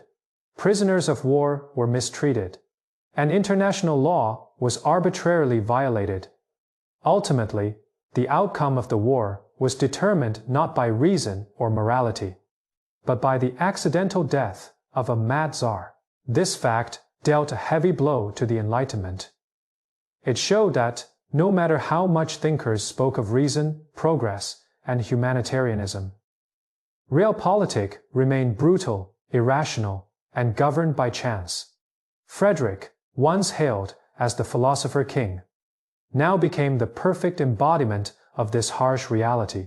His life stands as a living testament to the eternal conflict between Enlightenment ideals and the realities of power. On the night of the 26th of March, 1753, in a Frankfurt inn, the 77-year-old Voltaire was intercepted by Prussian officials. His luggage was thoroughly searched, his private letters were opened and read, and even his niece, Madame Denis, was subjected to a body search. The Prussian officials were looking for a book, Frederick's private collection of poems, which contained sharp satires of European monarchs. Voltaire protested angrily, declaring that he was a member of the French Academy, not a criminal. But the Prussian officer sneered. The king's orders are above all else. This ugly scene marked the end of the friendship between two of Europe's most famous figures. It was not only a personal tragedy, but also a symbol of the bankruptcy of Enlightenment ideals in the face of power. From the first enthusiastic letter in 1736 to the Frankfurt detention in 1753, their relationship had undergone a complete life cycle. This story reveals the deepest contradiction of the Enlightenment era, the irreconcilable conflict between ideals and power. To understand the Frankfurt incident, we must go back to the summer of 1750, when Voltaire arrived in Potsdam. Frederick had just concluded the First Silesian War and was eager to rebuild his image as an enlightened ruler. Voltaire, then 56, was in an unstable position in France, frequently clashing with the court and the church. Frederick's offer was tempting: an annual salary of 20,000 livres, the best rooms in Sanssouci Palace, and complete creative freedom. Voltaire hesitated for a long time. aware of the risks of court life and the dangers of relying on a monarch's protection. But ultimately, the temptation was too great. In July 1750, he arrived in Potsdam. The European intellectual world held its breath, anticipating the perfect realization of Enlightenment ideals, the harmonious coexistence of philosopher and king. The first few months indeed resembled a honeymoon, filled with intellectual feasts and exchanges of ideas. According to guests who attended the Sanssouci palace dinners, the conversations between Frederick and Voltaire were a feast of intellect. They discussed metaphysics, aesthetics, history, and politics, quoting classical authors and coining new aphorisms. Frederick showcased his flute playing, while Voltaire recited his new poems and plays. The dinners often lasted late into the night, filled with wit, laughter, and profound reflection. Frederick seemed to have realized his dream, establishing an enlightened salon where philosophers and kings could interact as equal friends. In a letter to a friend, Voltaire wrote, "I thought I had met Marcus Aurelius." This was the finest moment of their relationship, but also the briefest, for beneath the surface harmony, structural contradictions were accumulating. The asymmetry of power had existed from the start, only temporarily masked by mutual admiration. Faithy First Crack, Red Pen edits, Autumn 1750. A few months later, the honeymoon period began to show its first cracks. Frederick had a habit. He would meticulously read Voltaire's manuscripts, then cover them in dense annotations with a red pen, pointing out logical errors, revising phrasing, and rewriting entire passages. For Frederick, this was sincere scholarly exchange, but for Voltaire, it was an unbearable affront. He was a member of the Académie Française, Europe's most celebrated writer, and here was this Prussian king daring to edit his work as if correcting a student's homework. According to Courtier's memoirs, Voltaire began complaining privately, saying Frederick treated him like a literary servant.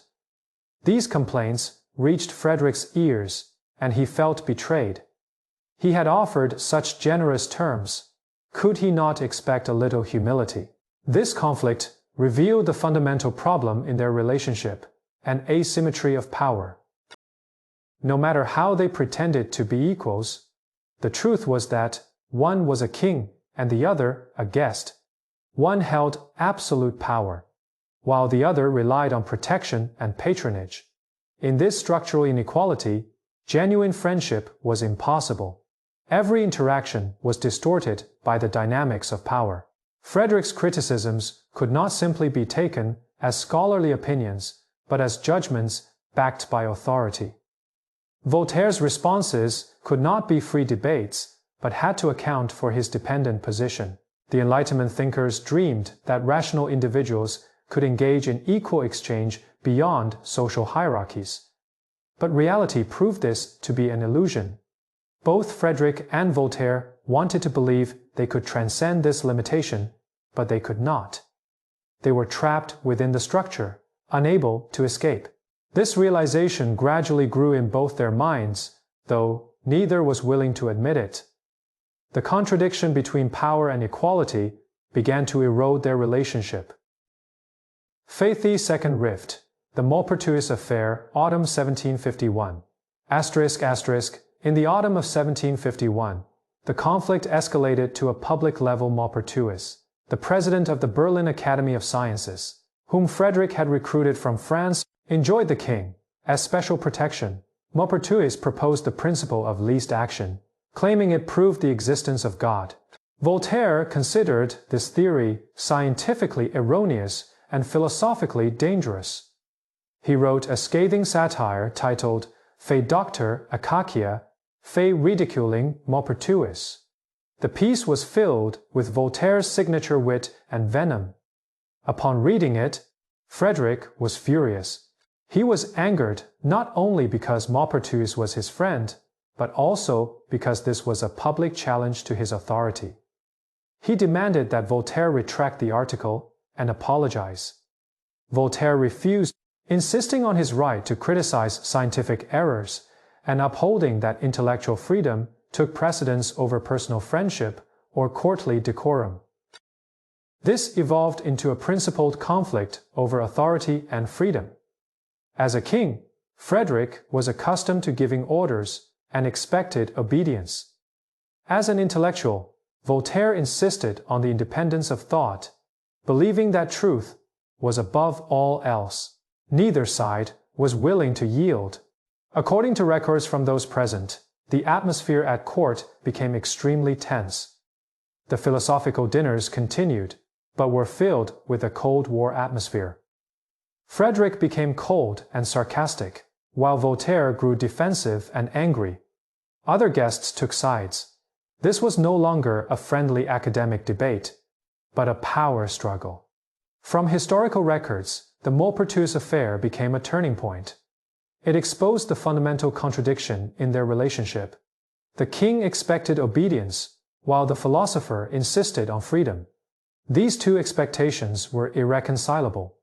The ideal of the Enlightenment salon had shattered, revealing the underlying reality of power politics.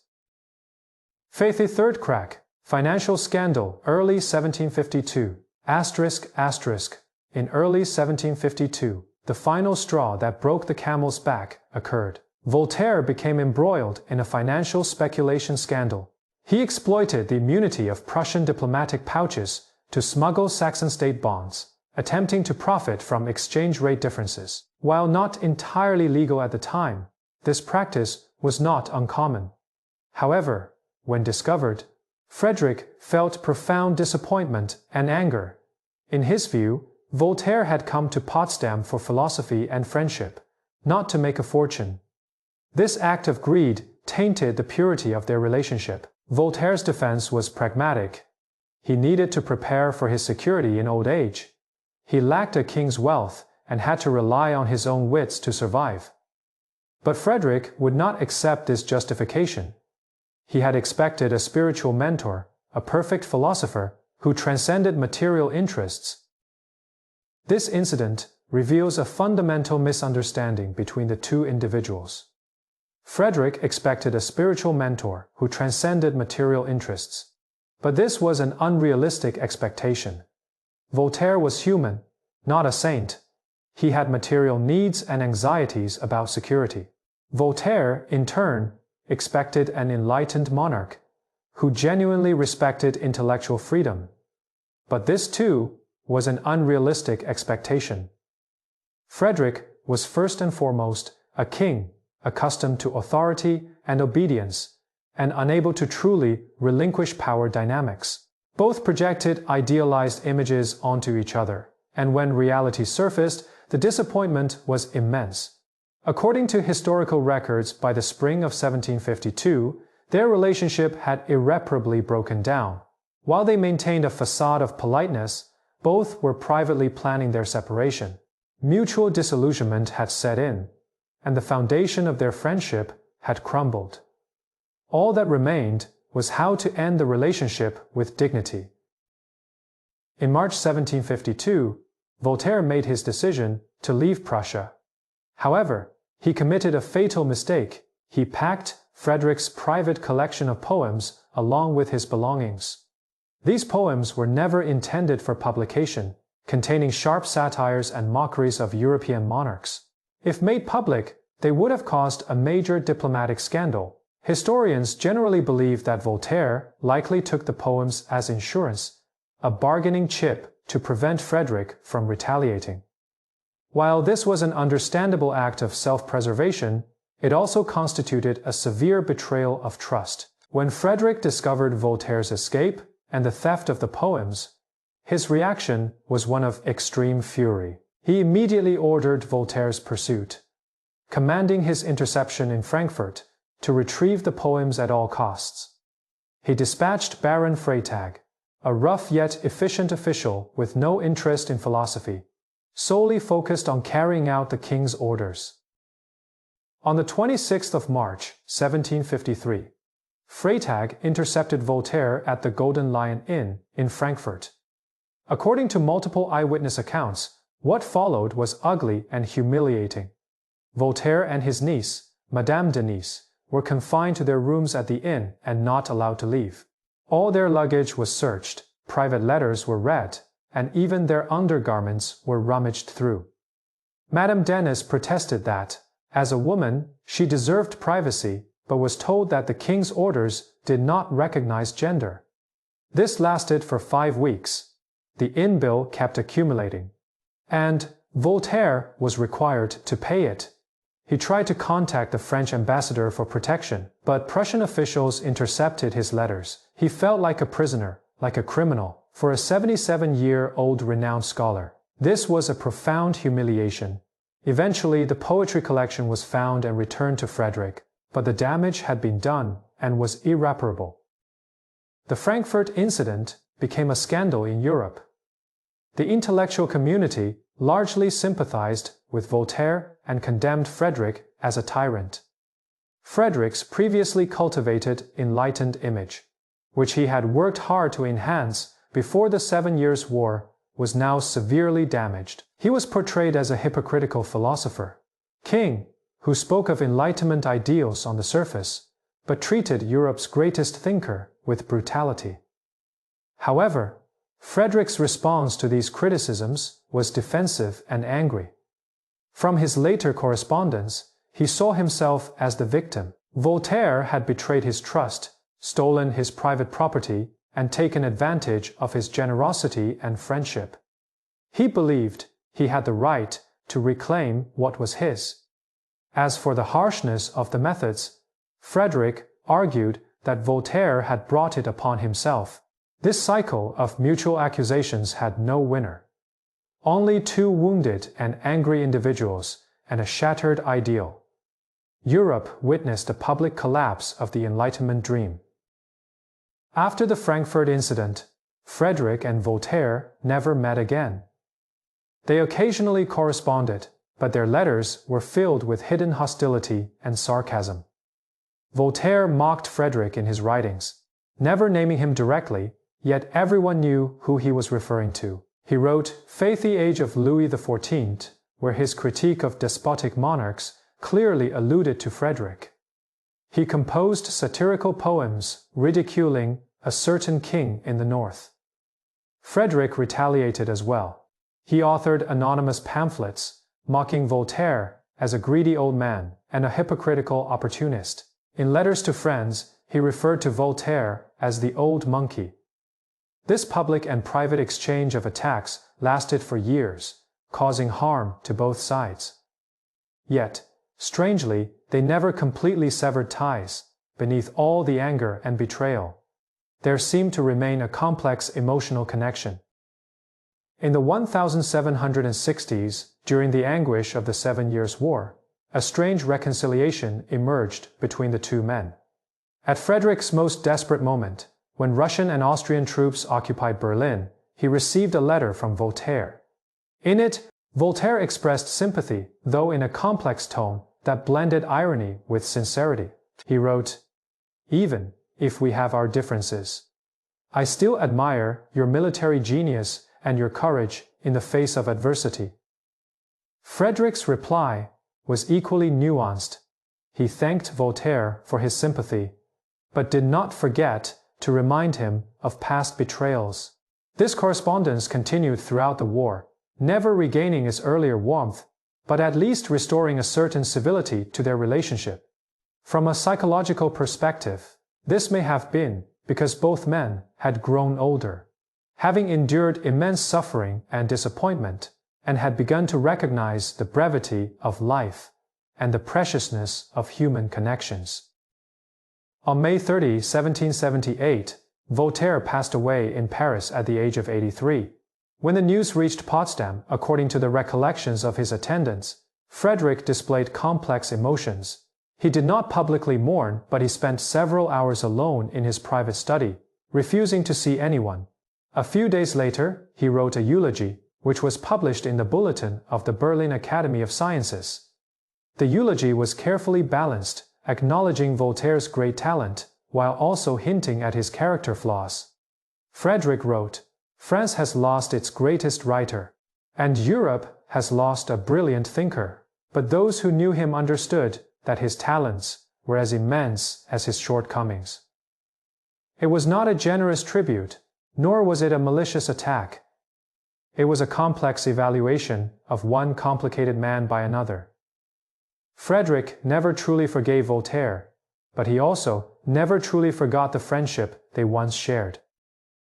The collapse of the friendship between Frederick and Voltaire was not only a personal tragedy, but also a symbolic case of the failure of Enlightenment ideals in reality. Enlightenment thought assumed that rational individuals could transcend power dynamics and personal interests to establish pure friendships based on mutual respect and intellectual exchange. However, this case demonstrates that such an assumption was naive. Asymmetrical power inevitably corrupts any relationship, no matter how sincere or talented the participants may be, no matter how genuinely Frederick wished to be Voltaire's friend. He was first and foremost a king, accustomed to authority and obedience. No matter how much Voltaire admired Frederick's talents, he could not forget his dependent position or relinquish his longing for independence. Both attempted to rise above these structural constraints, but ultimately failed.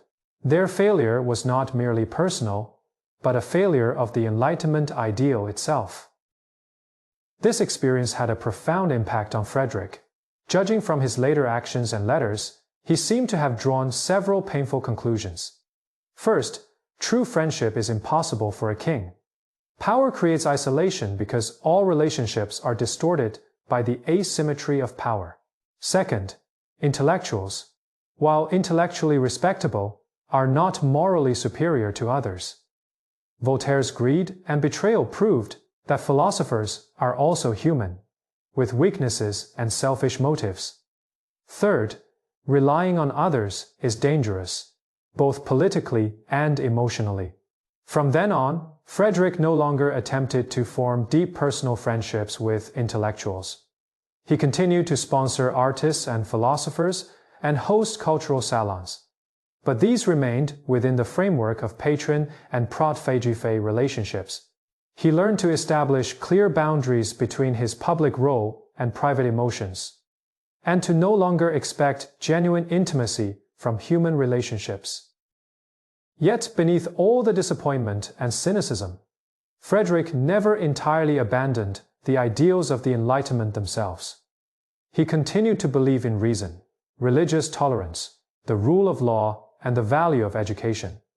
He simply ceased to believe that these ideals could be achieved through friendly persuasion and example. Instead, they had to be imposed by state power, enforced from above, and carried out without expecting gratitude or understanding from humanity.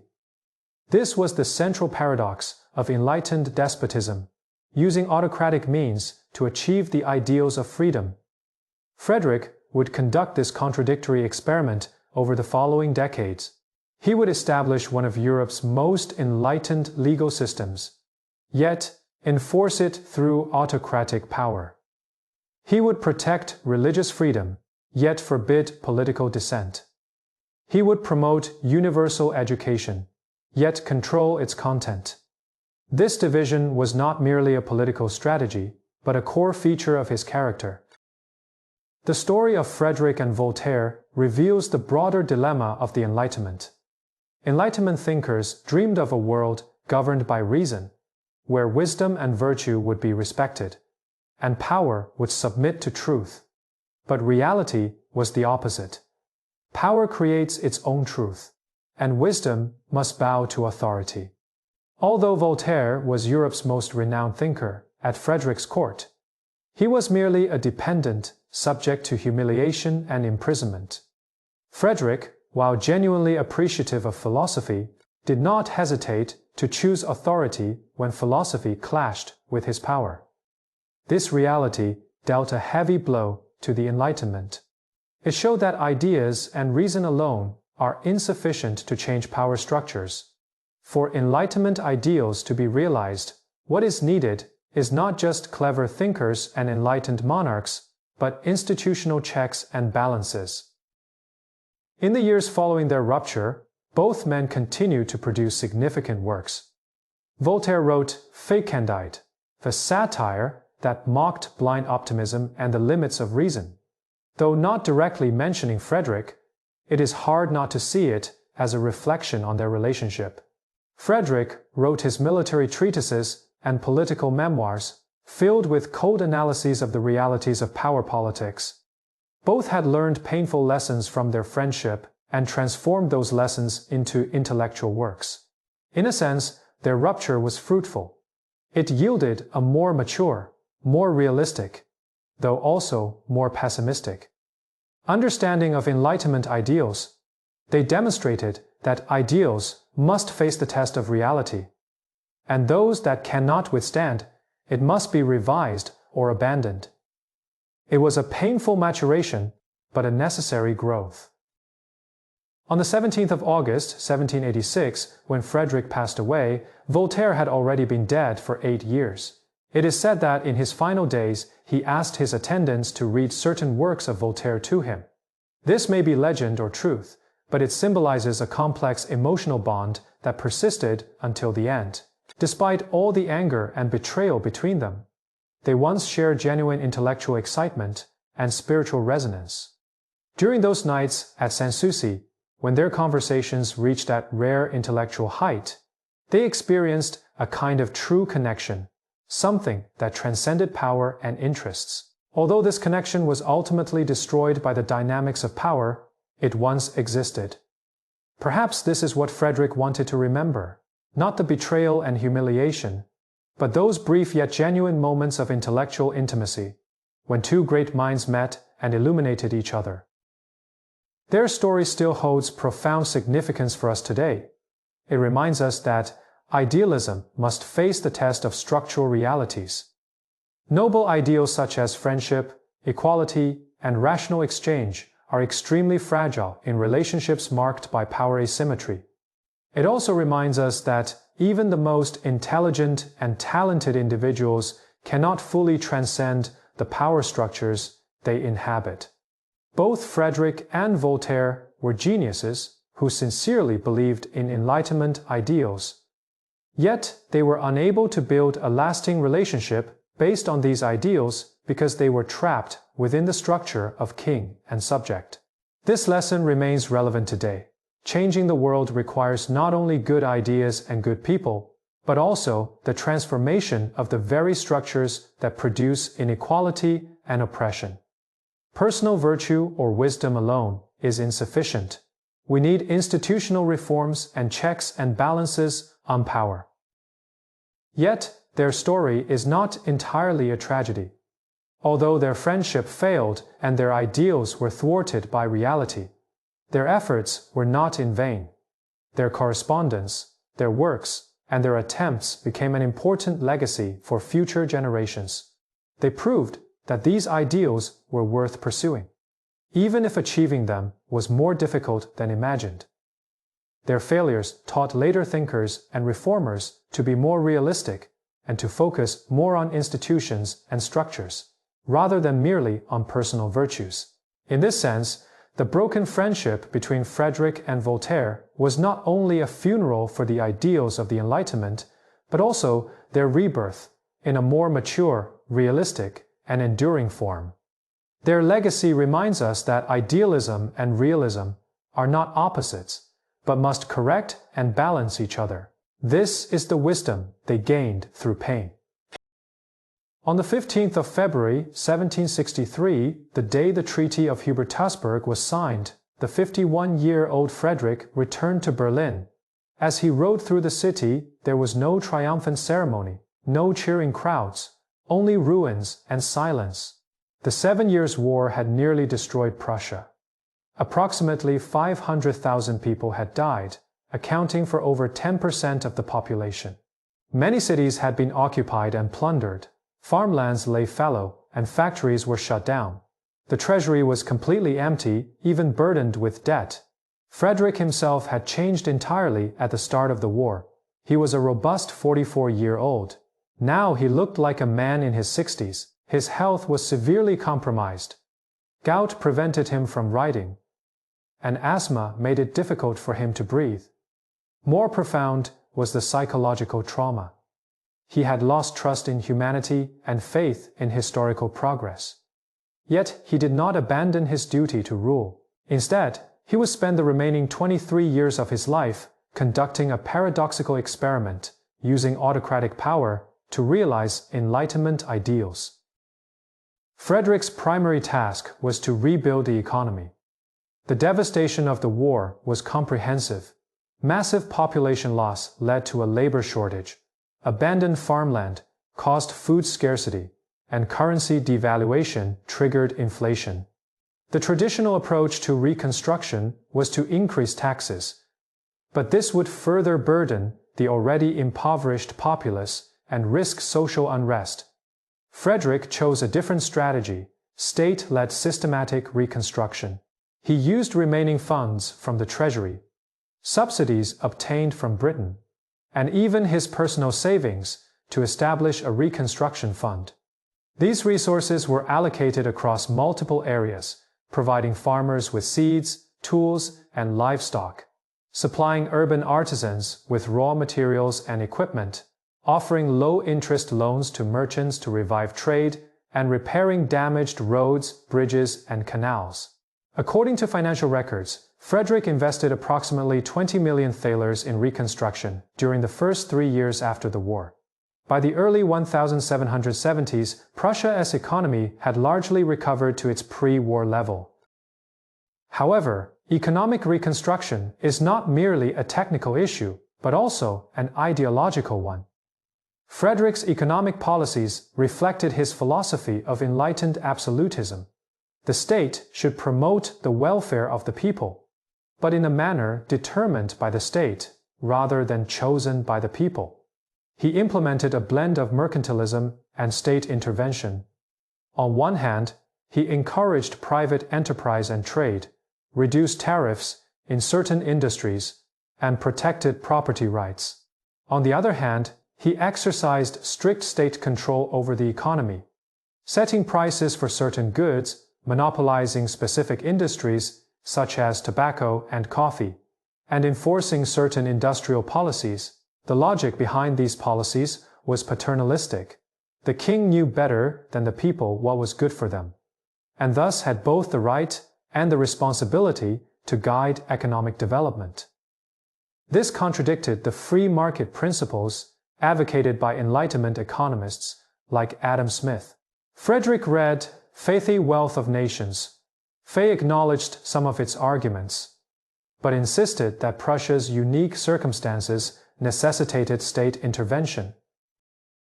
In terms of legal reform, Frederick demonstrated a more pronounced Enlightenment inclination.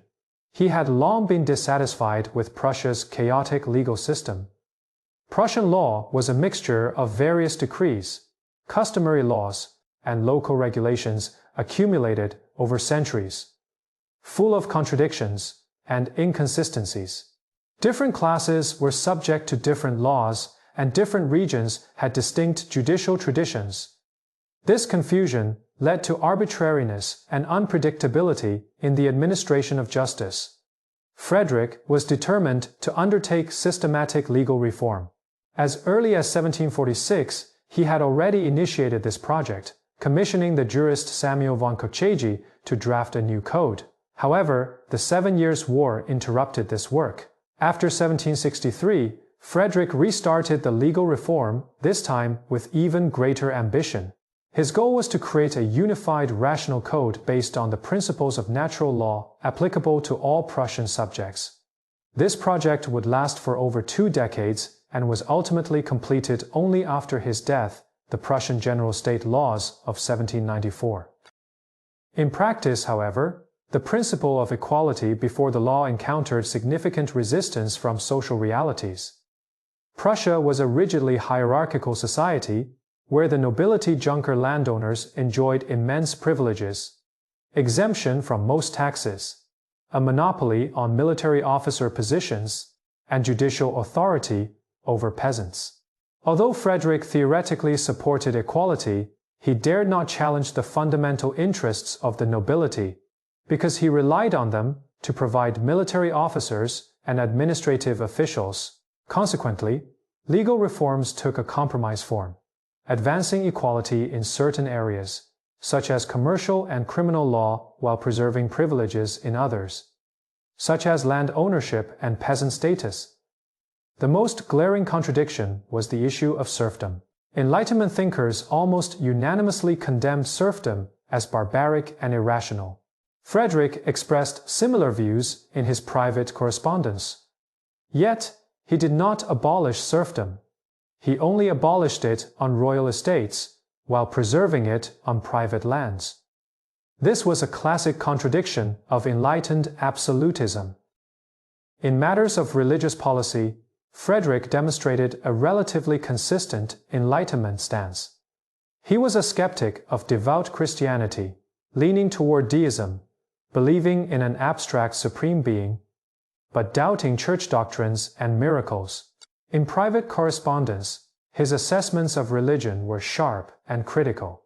However, in public policy, he adopted a pragmatic stance of religious tolerance. His famous maxim was, "In my country, everyone can attain salvation in their own way."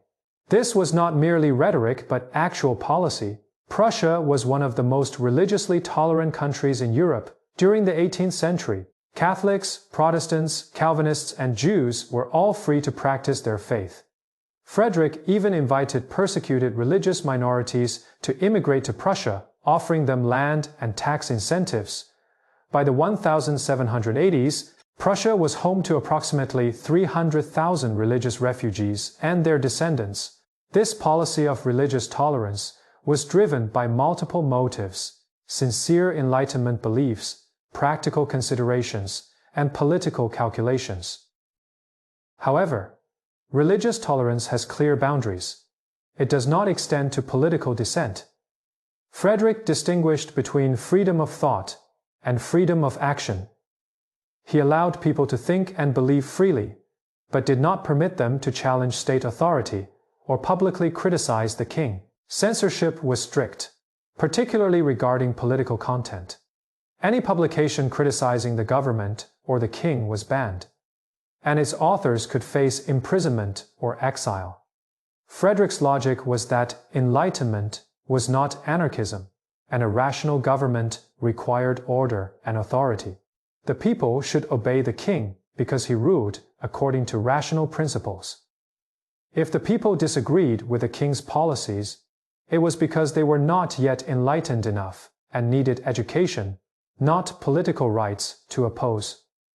This logic was paternalistic and authoritarian. It assumed that the ruler possessed the truth and that the people needed guidance rather than a voice. This fundamentally contradicted the democratic and popular sovereignty ideals of the Enlightenment. Rousseau argued in Faith the Social Contract Fait that sovereignty belonged to the people. Frederick considered this a dangerous illusion. In terms of educational policy, Frederick demonstrated another paradox of enlightened absolutism. He firmly believed that education was crucial for national progress and the enlightenment of the people. After the war, he vigorously promoted educational reforms, expanding schools, especially in rural areas, mandating school attendance for children aged 5 to 13, though enforcement was lax, raising teachers' salaries and status, and standardizing curricula and textbooks. By the 1780s, Prussia's literacy rate was among the highest in Europe, with approximately 60% of adults able to read and write, far surpassing France 30% or Russia 5%. However, the purpose of education was not to cultivate critical thinking or political engagement, but to produce useful and obedient subjects. The curriculum emphasized practical skills: moral education, obedience, diligence, frugality, and religious piety. Political education focused on loyalty to the king and respect for order. Critical thinking, especially questioning authority, was considered dangerous. This educational philosophy cultivated a capable and disciplined population, laying the foundation for Prussia's later success. Frederick's ruling style was characterized by extreme micromanagement and a workaholic dedication. He rose at 5 a.m. every day, 6 a.m. in winter, and worked late into the night. He personally reviewed a vast number of government documents, ranging from major diplomatic decisions to the construction of roads in small towns. His cabinet ministers were primarily executors rather than decision-makers. According to the recollection of one minister, working with the king was like working with a tyrant. He involved himself in everything and trusted no one. Frederick's logic was that Prussia was his responsibility, and he could not delegate it to others. Good governance required vigilance and effort, necessitating the king's constant supervision and correction of the bureaucratic system. This style of rule was highly efficient in the short term. Decisions were made quickly and executed resolutely, but problematic in the long run. It created a system dependent on a single ruler rather than a self-correcting institution. After Frederick's death, the fragility of this system was fully exposed. His successors, though attempting to continue his policies, lacked his ability, energy, and prestige. In terms of cultural policy, Frederick continued his role as a patron of the arts, but with subtle shifts in approach and motivation. Before the war, his sponsorship stemmed from genuine passion and a quest for spiritual solace. After the war, culture increasingly became a political tool, used to enhance Prussia's international reputation and his own historical legacy. He continued to build and decorate palaces, particularly Sanssouci and the New Palace. He persisted in hosting concerts and philosophical salons, albeit less frequently. He kept writing poetry, historical works, political essays. Most importantly, he transformed the Berlin Academy of Sciences into a showcase for Prussia's intellectual achievements.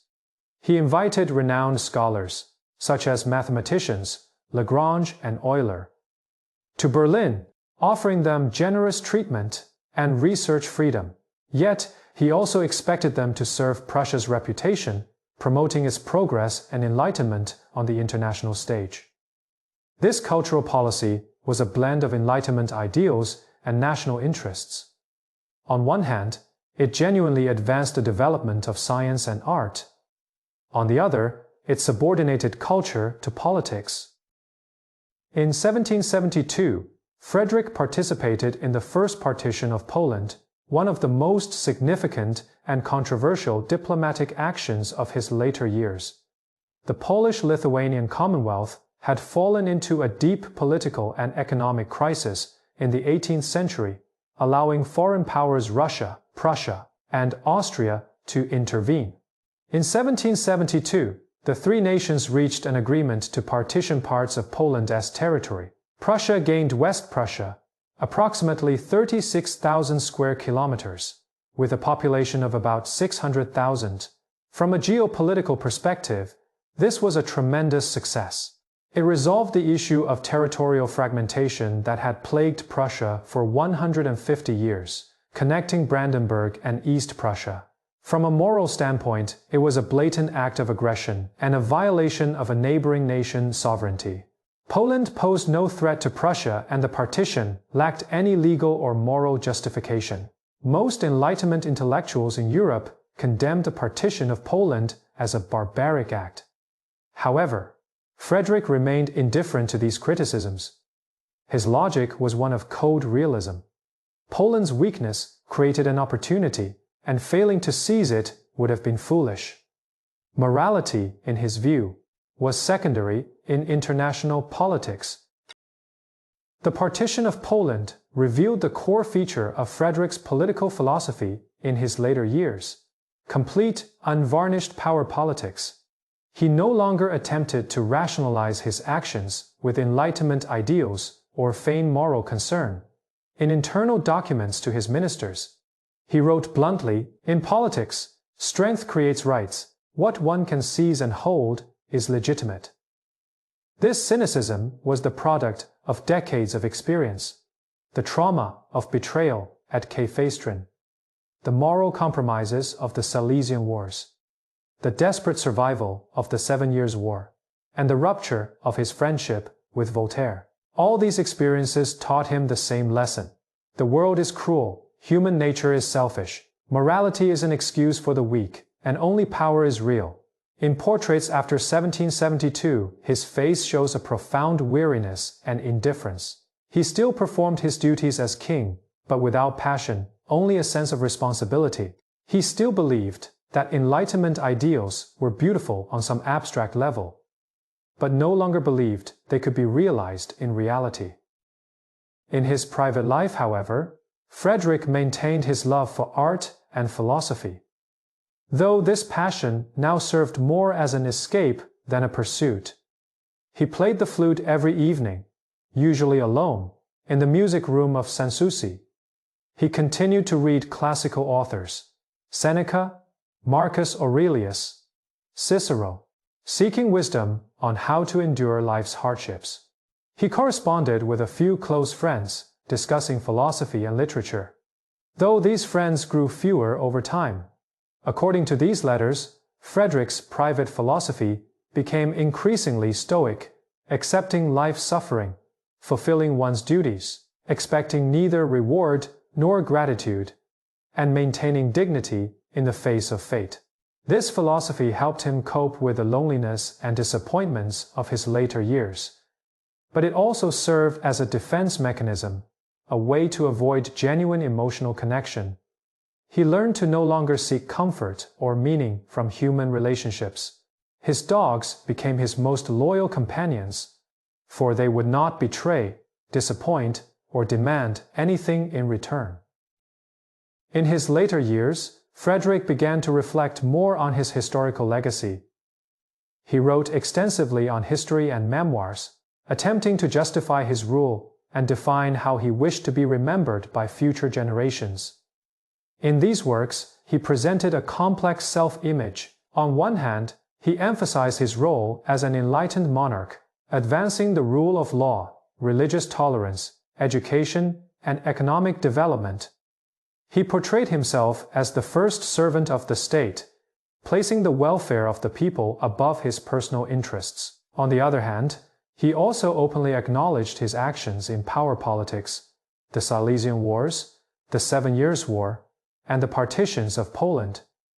His defense was that, while these actions were morally questionable, they were necessary for Prussia's survival and development.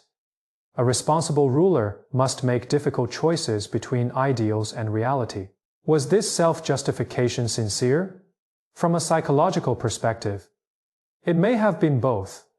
Frederick may have sincerely believed his actions were necessary, while also recognizing their moral ambiguity.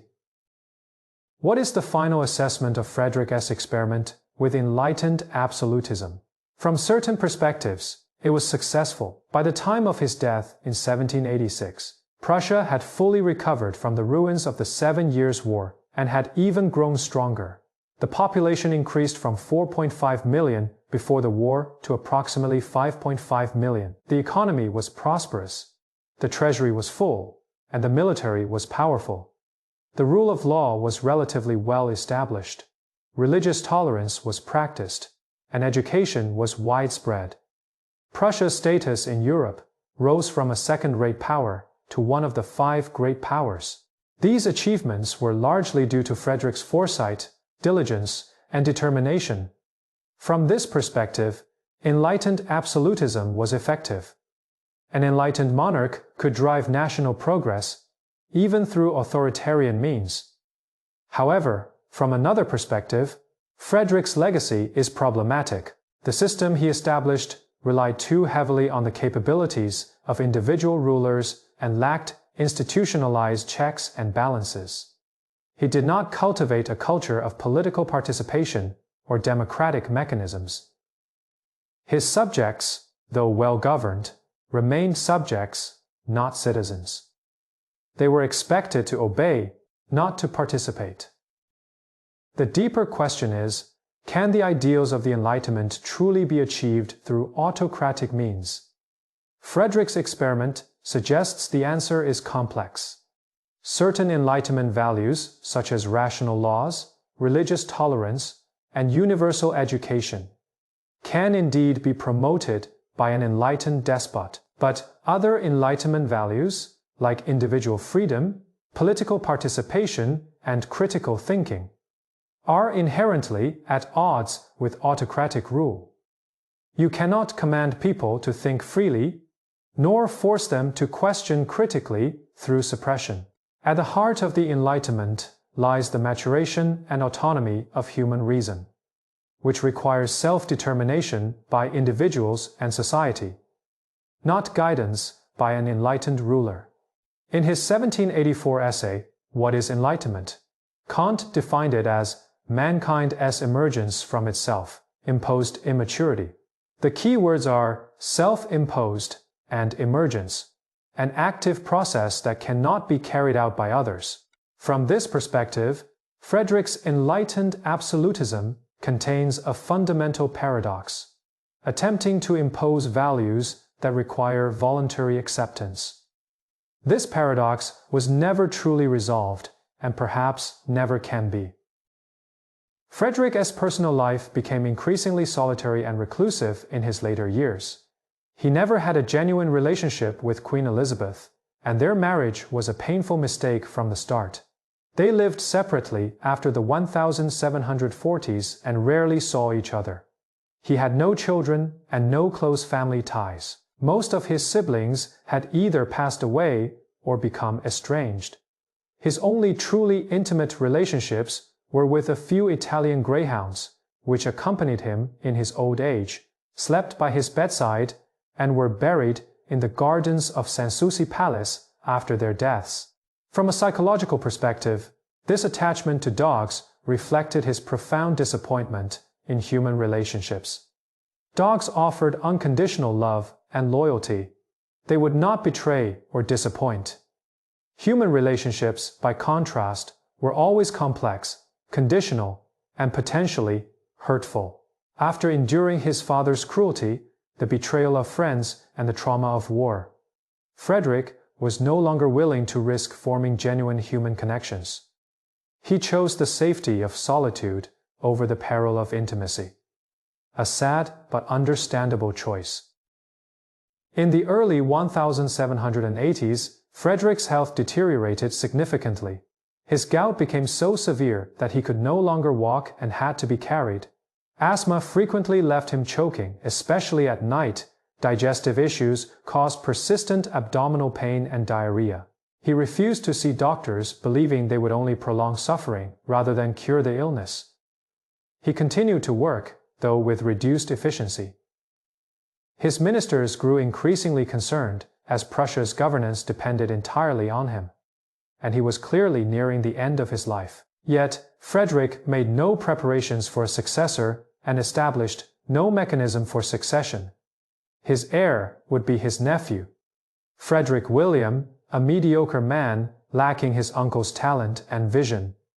But Frederick seemed indifferent to this. He once said, "After I am gone, let the deluge come." This was not irresponsibility, but a profound weariness and disillusionment with human affairs. He had fulfilled his duties and exerted his strength. He could not control what would happen after his death, and he no longer cared. In the early hours of the 17th of August, 1786, Frederick passed away at Sanssouci Palace in Potsdam at the age of 74.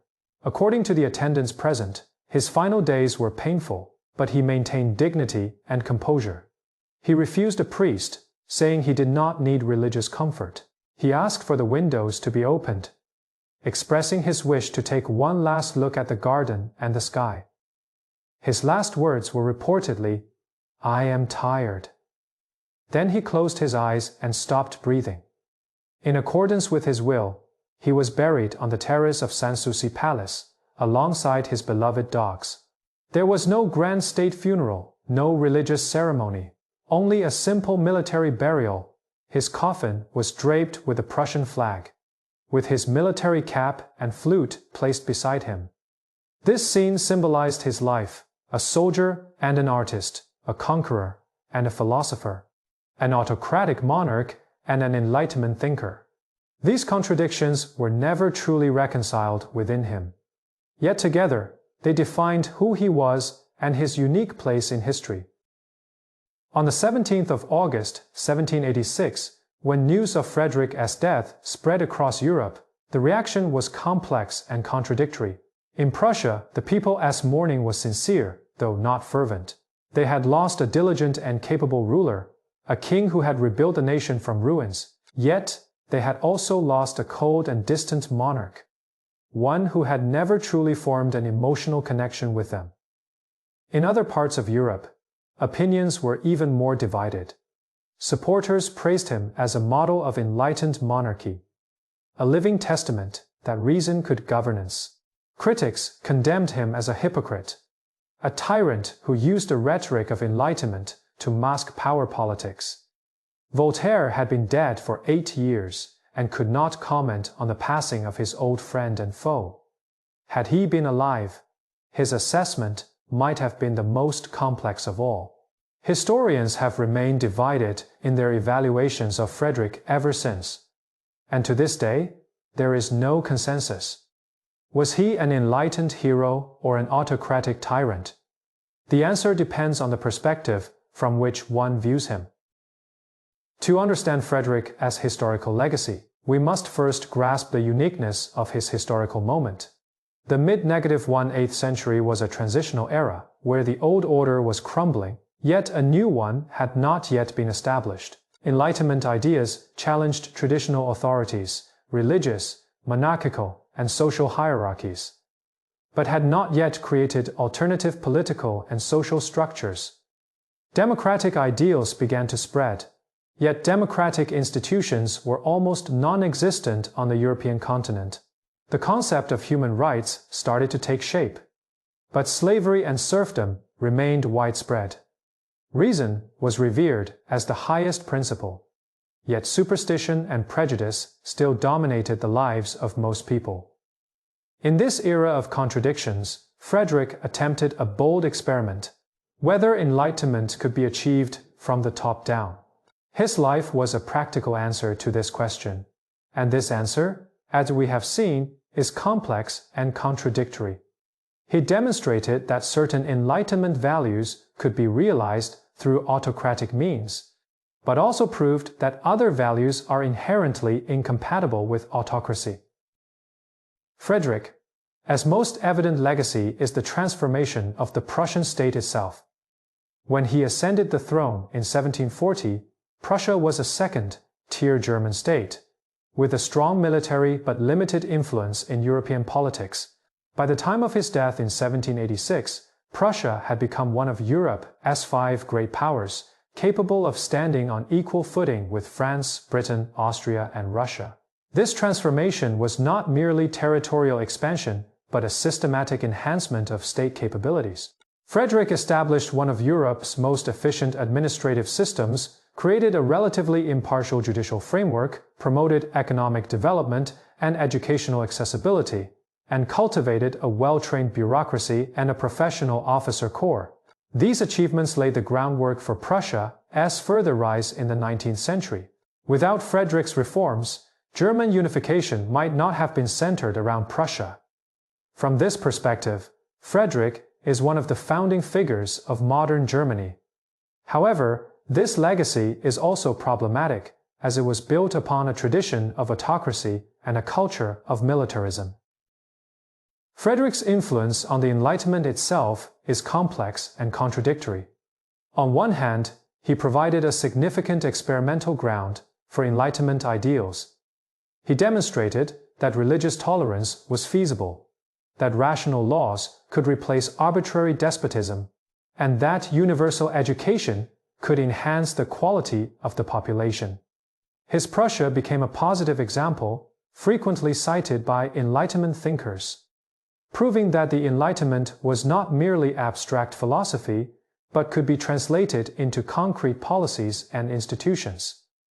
On the other hand, he also exposed the inherent contradictions and limitations of enlightened despotism. He showed that autocratic power could advance certain Enlightenment values while stifling others, particularly political freedom and democratic participation. His ruling style was fundamentally at odds with the Enlightenment emphasis on individual autonomy and critical thinking. More profoundly, his life revealed the eternal tension between ideals and power. He attempted to reconcile the two, striving to prove that one could be both a philosopher and a king. Yet, in the end, he failed. His ideals were corrupted by power, and his power was haunted by ideals. In the military sphere, Frederick's legacy is immense. He was one of the greatest military commanders of the 18th century, and his tactical innovations, particularly the oblique order, were studied by military academies. For generations, his emphasis on discipline, training, and logistics became the standard for modern armies. He demonstrated that, even when outnumbered, victory could be achieved through superior tactics, better training, and more decisive leadership. The battles of Rossbach and Leuthen became classic case studies in military history. Napoleon admired him, calling him the Great Frederick, and studied every one of his campaigns. Although Clausewitz criticized some of his strategic decisions, he acknowledged his tactical genius. The Prussian-German military tradition was largely built upon Frederick's legacy. However, this legacy also has a dark side. Frederick's emphasis on military glory and his acceptance of war as a political tool laid the groundwork for the later militaristic culture of Prussia and Germany. This culture would have catastrophic consequences in the late 19th and early 20th centuries. In the realm of philosophy and intellectual history, Frederick's position is unique and contradictory. He was not an original thinker. His philosophical works were largely secondary expositions of Voltaire and other Enlightenment thinkers. His most famous work, Fait anti-Machiavel, Fait is philosophically shallow and morally hypocritical, considering his later actions. However, Frederick's significance lies not in his intellectual innovation, but in his role as a bridge between ideas and practice. He was the first major European monarch to seriously attempt to translate Enlightenment ideals into governmental policies. Both his successes and failures provided important lessons for later thinkers. Although Kant never met Frederick, he was deeply influenced by the Prussian experiment in enlightened absolutism. Kant's distinction between the public use of reason and the private use of reason. In Fait, what is enlightenment? Fait partly reflects the realities under Frederick's rule. Hegel's later development of the concept of the rational state also partly stemmed from reflections on Frederick's Prussia. In this sense, while Frederick was not a great philosopher, he remains a significant figure in the history of philosophy. Frederick's influence on later political thought was profound and complex. His model of enlightened absolutism became a reference point for many reformers in the 19th century. In Russia, Catherine II emulated many of Frederick's policies. In Austria, Joseph II attempted similar top-down enlightened reforms. In France, although Napoleon was a product of the Revolution, his style of governance shared many similarities with Frederick's enlightened absolutism. Strong centralization, rationalized administrative and legal systems, emphasis on education and science, and the pursuit of military glory. These rulers all faced the same fundamental problem as Frederick: how to advance reforms without relinquishing power, and how to realize Enlightenment ideals within an autocratic framework. Some achieved partial success, while others failed completely. However, their shared experiences revealed that enlightened absolutism contained an inherent and unsolvable contradiction. True enlightenment ultimately required transcending autocracy and establishing mechanisms for checks and balances and democratic participation. This realization would gradually become clearer in the 19th century. In the realm of culture and art, Frederick left behind a contradictory legacy. On one hand, he was a significant patron of culture. Sanssouci became a masterpiece of Rococo architecture and decoration. The Berlin Academy of Sciences attracted Europe's leading scholars, and his support for music and literature fostered a thriving cultural life. On the other hand, his cultural policies were instrumental, subordinating art and ideas to political purposes.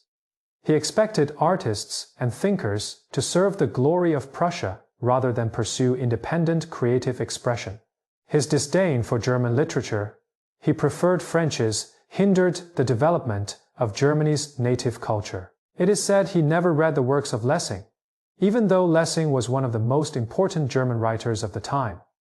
This combination of cultural snobbery and political instrumentalism created a unique cultural atmosphere. Superficially polished and cosmopolitan, yet lacking genuine creative depth and independence. This stood in stark contrast to the burgeoning Romantic movement in other parts of Germany during the same period. Romanticism was a rebellion against Frederick's brand of enlightened despotism. Frederick's personal image has undergone numerous transformations and reinterpretations throughout history. In the decades following his death, he was primarily remembered as a military genius and an enlightened monarch.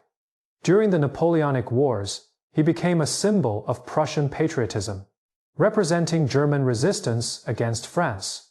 In the mid-19th century German unification movement, he was portrayed as a pioneer of the German nation.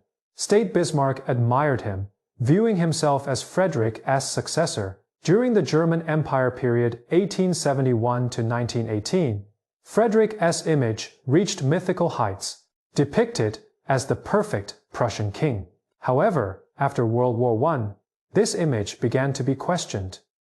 Critics pointed out that Frederick's militarism and power politics laid the groundwork for Germany's later aggressive foreign policies. During the Nazi era, Frederick was once again exploited as a propaganda tool. Hitler admired him, finding solace in Frederick's perseverance during the 7 Years' War in moments of utmost despair. After World War II, East and West Germany held differing evaluations of Frederick.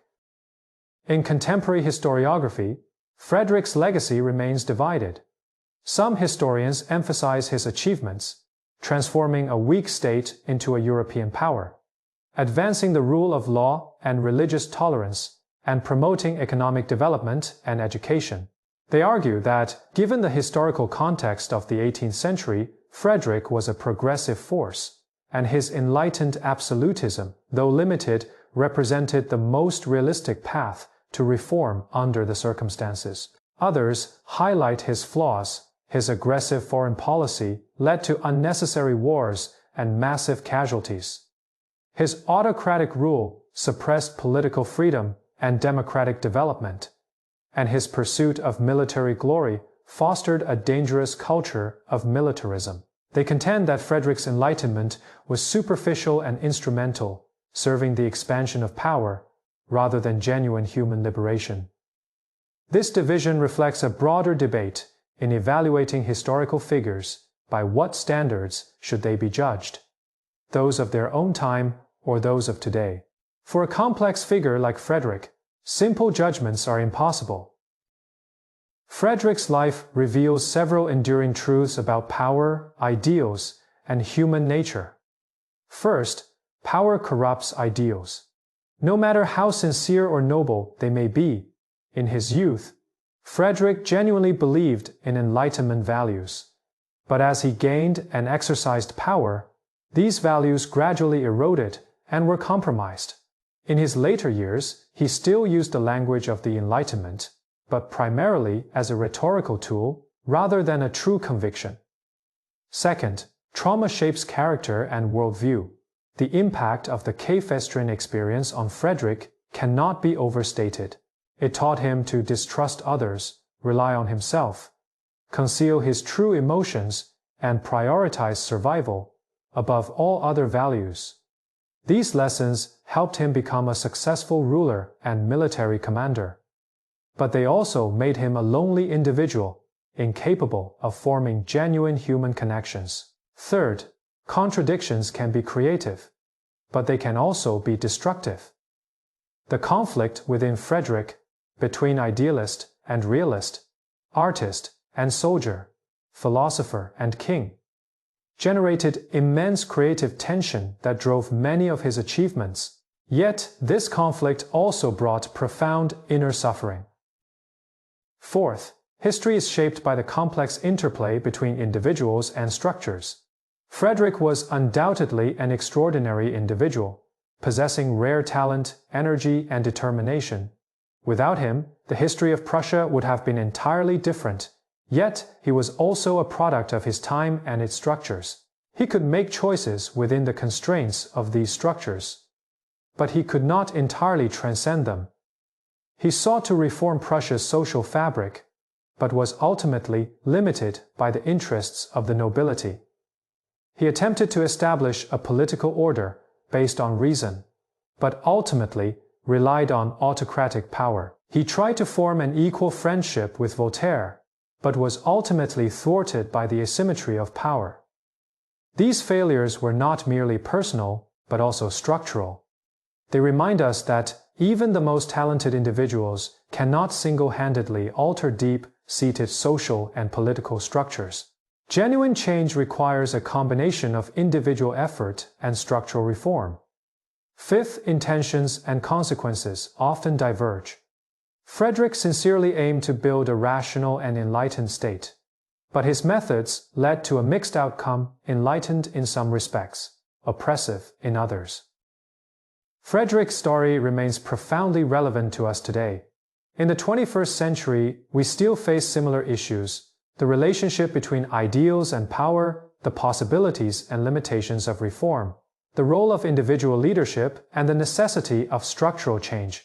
In many developing countries, the model of enlightened despotism continues to hold appeal, seen as a shortcut to rapid modernization. The experiences of Singapore, China, and other nations are often cited as examples demonstrating the feasibility of this model. However, Frederick's experience reminds us that the success of such a model is limited and conditional. It can achieve progress in areas like economic development, education, and infrastructure, but it inherently falls short in fostering political maturity, critical thinking, and democratic participation. More profoundly, it relies on specific historical conditions and individual capabilities, making it difficult to institutionalize and sustain. When an enlightened despot passes away or is replaced, the system often collapses or deteriorates. Frederick's successors were unable to uphold his high standards, and Prussia's collapse before Napoleon in the early 19th century partly illustrates the fragility of such a system. Frederick's life also reveals the essence and limitations of leadership. He was undoubtedly an outstanding leader, possessing a clear vision, unwavering determination, and exceptional execution skills. He could remain calm in crises, make decisions under pressure, and recover after failures. He was willing to take responsibility, lead by example, and never shifted difficulties onto others. These qualities made him an efficient ruler and a successful military commander. However, his leadership style also had serious flaws. His micromanagement stifled the initiative and creativity of his subordinates. His distrust undermined teamwork and loyalty. His emotional isolation prevented him from truly understanding and responding to the needs and desires of his people. His personalized rule made the system overly reliant on him as an individual, lacking institutionalized continuity. Most importantly, he never cultivated a successor or established a mechanism for succession. He seemed to believe that Prussia needed a genius leader like him, rather than sound institutions and systems. This was a fundamental mistake. From this perspective, Frederick was an exceptional individual leader, but a poor institution builder. When reflecting on Frederick's legacy, we cannot overlook those who were harmed by his rule. The 7 Years' War resulted in the deaths of approximately 500,000 Prussians, most of whom were ordinary soldiers and civilians. The Silesian Wars and the partitions of Poland led to even more deaths and displacement. These people did not choose war, yet they paid the price. Serfs remained bound to the land under Frederick's rule, deprived of freedom and rights. Women continued to be second-class citizens under his enlightened laws. Jews, though tolerated, still faced discrimination and restrictions. Their voices are seldom heard in historical records. Yet their experiences form a crucial part of Frederick's legacy. Any comprehensive assessment of Frederick must account for these costs and sacrifices. We may admire his talents and achievements, but we must also remember those who paid the price for them. History is not only the story of great figures, but also that of ordinary people. From this perspective, Frederick's greatness was built upon the suffering and sacrifices of common people. The fractured friendship between Frederick and Voltaire remains the most symbolic part of his legacy. It represents the core contradictions of the Enlightenment era: the conflict between ideas and power, the chasm between ideals and reality, and the tension between personal virtue and structural constraints. The two most brilliant minds of the 18th century could not forge a lasting friendship, not due to a lack of talent or sincerity, but because they were trapped in an unequal power dynamic. This failure was not personal, but structural. It reveals that in an autocratic society, genuine equality in relationships is impossible, as asymmetries of power corrupt all human interactions. Yet this failure also yielded significant intellectual fruits. Voltaire's Fecundite Fay and Frederick's historical works both partly stemmed from the painful experience of their relationship. Their rupture forced both sides to reconsider the attainability of Enlightenment ideals and to reassess the nature of humanity and power. In this sense, their friendship, though broken, was not fruitless. It produced a more mature and realistic understanding of Enlightenment ideals. If we were to summarize the lesson of Frederick's life for us, it might be this: ideals are necessary but insufficient. We need ideals to guide our direction, to give us purpose and meaning.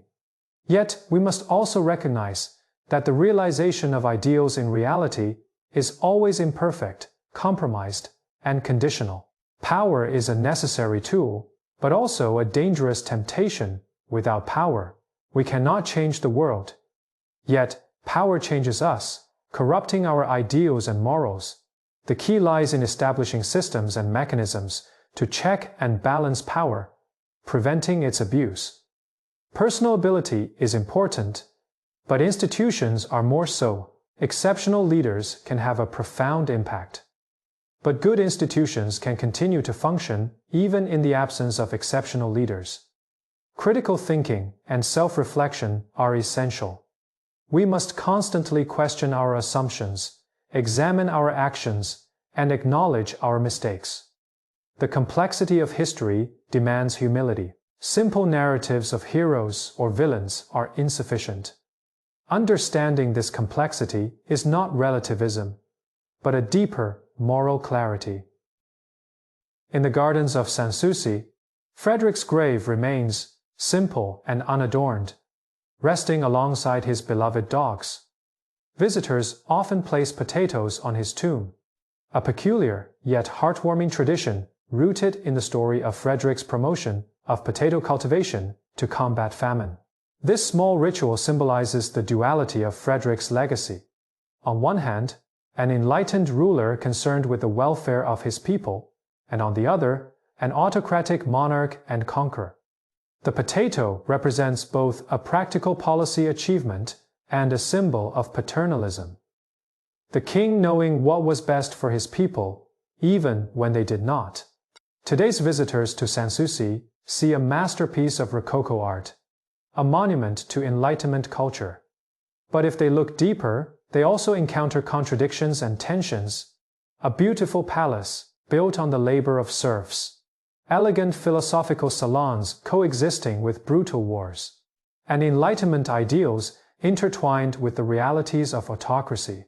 Sanssouci stands as the perfect symbol of Frederick's life, both a sanctuary and a stage, a place of genuine artistic passion and political performance. The life of Frederick II is one of the most complex, contradictory, and illuminating stories of the Enlightenment era. He was a man shaped by trauma, torn between ideals and power, divided between art and war, ruling in solitude and living in contradiction. He both advanced the ideals of the Enlightenment and exposed their limitations. He built a powerful state while sowing the seeds of danger.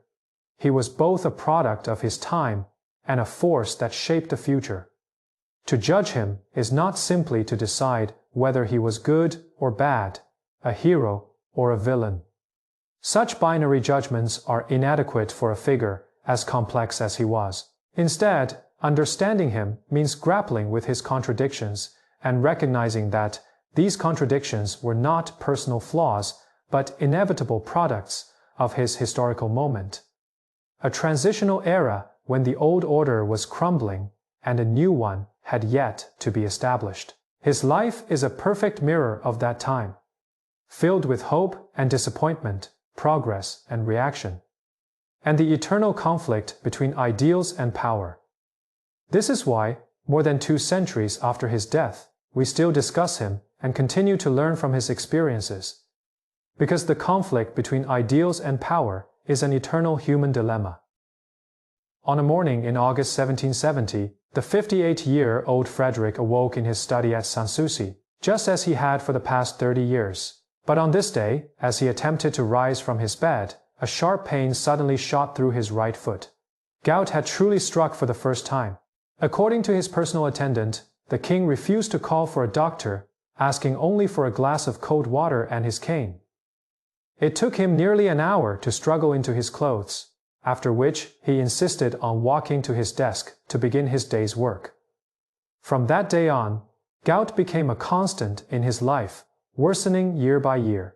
By the late 1770s, his feet had swollen to the point where he could no longer wear normal shoes and had to resort to specially made, loose-fitting slippers. Walking became extremely difficult, and he began using a wheelchair to move around the palace. Yet, he refused to use the wheelchair in public, stubbornly supporting himself with a cane, even though each step brought pain. This obstinate resistance to physical decline was a perfect reflection of his character.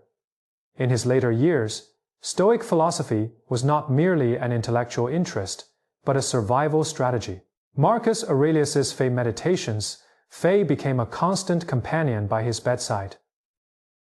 In addition to gout, Frederick suffered from a variety of other health issues. His asthma gradually worsened in the 1770s, particularly at night and in cold weather. He would often wake up in the middle of the night, struggling to breathe, sitting up in bed, gasping until dawn. Digestive problems were even more distressing. Chronic diarrhea, abdominal pain, and hemorrhoids made his daily life extremely difficult. According to court physicians' records, he likely suffered from some form of inflammatory bowel disease, yet he refused to change his diet or lifestyle, continuing to eat his favorite foods and work 12 to 14 hours a day. His distrust of doctors bordered on paranoia. He believed that doctors only prolonged suffering rather than curing illnesses, and that their treatments were worse than the diseases themselves. He preferred to endure pain rather than accept medical intervention. This attitude was not entirely irrational in the 18th century, but Frederick's refusal also had deeper psychological reasons. Accepting medical care meant acknowledging vulnerability, depending on others, and losing control. Despite his deteriorating health, Frederick's work habits remained largely unchanged. He still rose at 5 a.m. each day and immediately began handling official documents. His breakfast consisted of simple coffee and bread, which he consumed while reading reports from 6 a.m. until noon. He worked without interruption, reading reports from various departments, writing instructions, drafting orders, reviewing financial accounts, and handling diplomatic correspondence. According to his secretary, the king's attention to detail was astonishing. He cared not only about major policy decisions, but also the most trivial administrative details.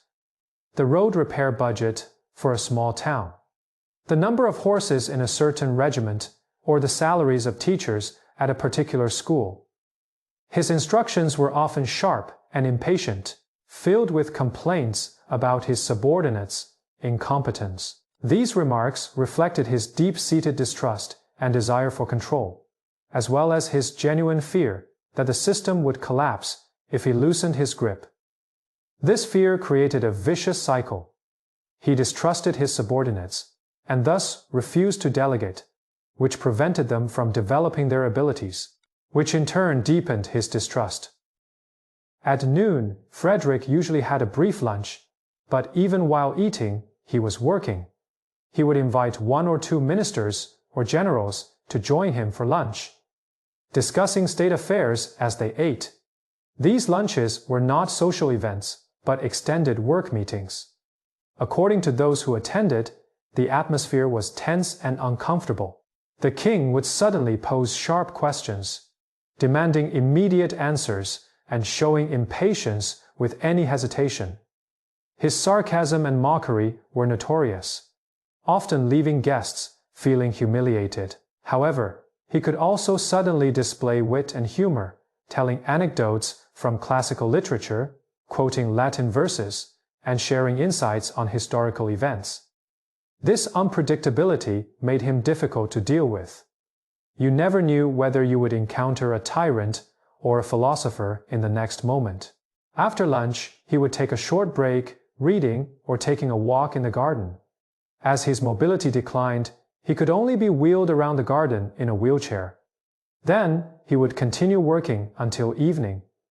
In the evening, if his health permitted, he would play the flute or host small concerts. But these activities became increasingly rare. In the later years of Frederick's life, the most striking and sorrowful feature was his relationship with his dogs. Starting in the 1770s, he kept a series of Italian greyhounds, which became his only true emotional attachments. He gave them classical names: Alcmene, Amelie, Beachy, Diana. He personally fed them, allowed them to sleep in his bed, and spoke to them as if they could understand. According to attendants, the tenderness and care the king showed toward these dogs were qualities he never extended to humans. When a dog fell ill, he would genuinely worry and become anxious. When a dog died, he would truly grieve. He wrote eulogies for each deceased dog, burying them in the gardens of Sanssouci, and erecting tombstones. One tombstone read, "Here lies one more faithful than many men." Another stated, "No deceit, no betrayal, only love." These inscriptions reveal Frederick's profound disillusionment with human relationships. The dogs provided what he could not find in human connections: unconditional love, absolute loyalty without judgment or betrayal. Frederick's relationship with Queen Elizabeth Christina remained cold and distant in his later years. They had lived apart since the 1740s, rarely seeing each other, and almost never corresponding. Elizabeth resided in the Charlottenburg Palace in Berlin, leading a quiet life of her own. According to her attendants, she felt neither love nor hatred for her husband, only a detached acceptance. She fulfilled the ceremonial duties of a queen, but neither expected nor sought the king's attention or affection. Their marriage had been a disaster from the start, a political arrangement forced upon them by Frederick's father. The young Frederick had resisted, but ultimately yielded to paternal pressure. After the wedding, he never truly accepted Elizabeth and never established any genuine connection with her. He was not cruel to her, but not kind either. Not abusive, but entirely neglectful. She was merely an irrelevant presence in his life, an obligation to be tolerated but not acknowledged.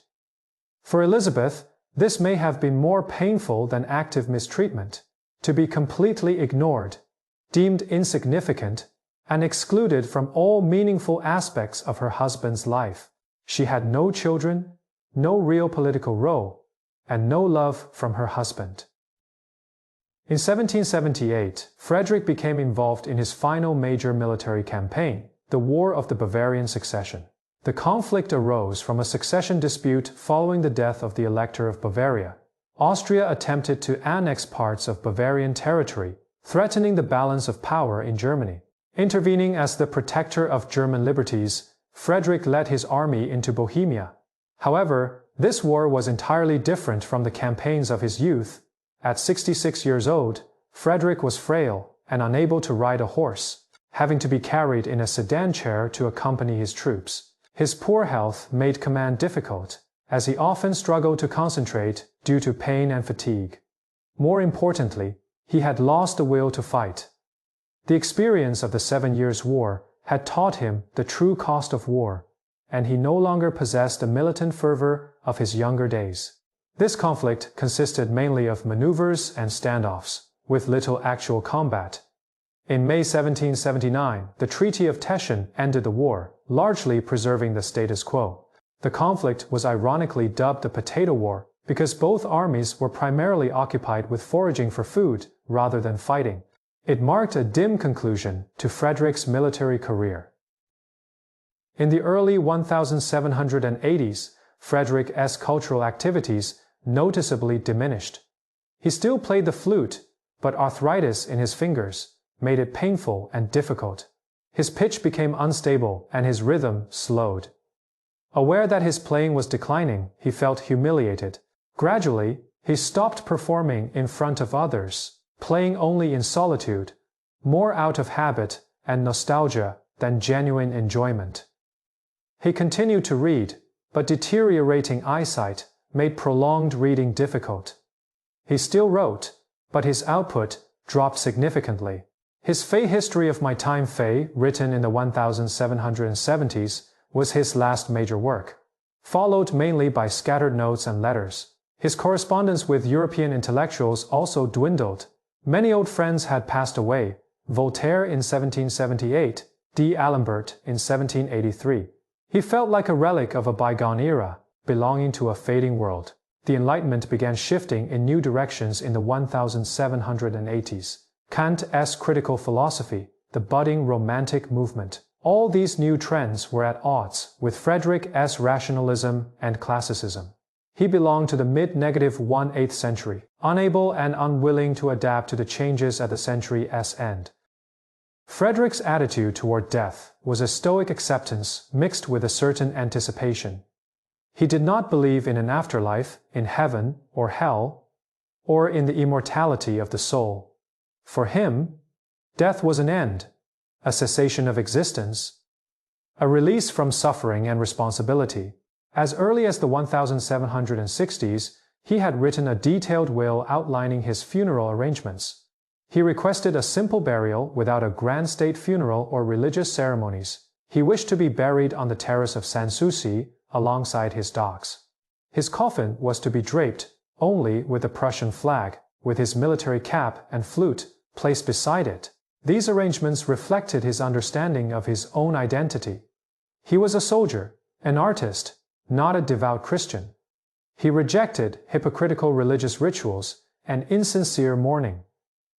He also expressed a pessimistic view of his successor. His nephew Frederick William would inherit the throne. But Frederick held a low opinion of him, considering him mediocre, weak, and easily manipulated. It is said he once remarked, "After my death, let the deluge come." This was not a lack of responsibility, but a profound weariness. He had done his part, all that he could. In 1785, Frederick's health entered its final and rapid decline.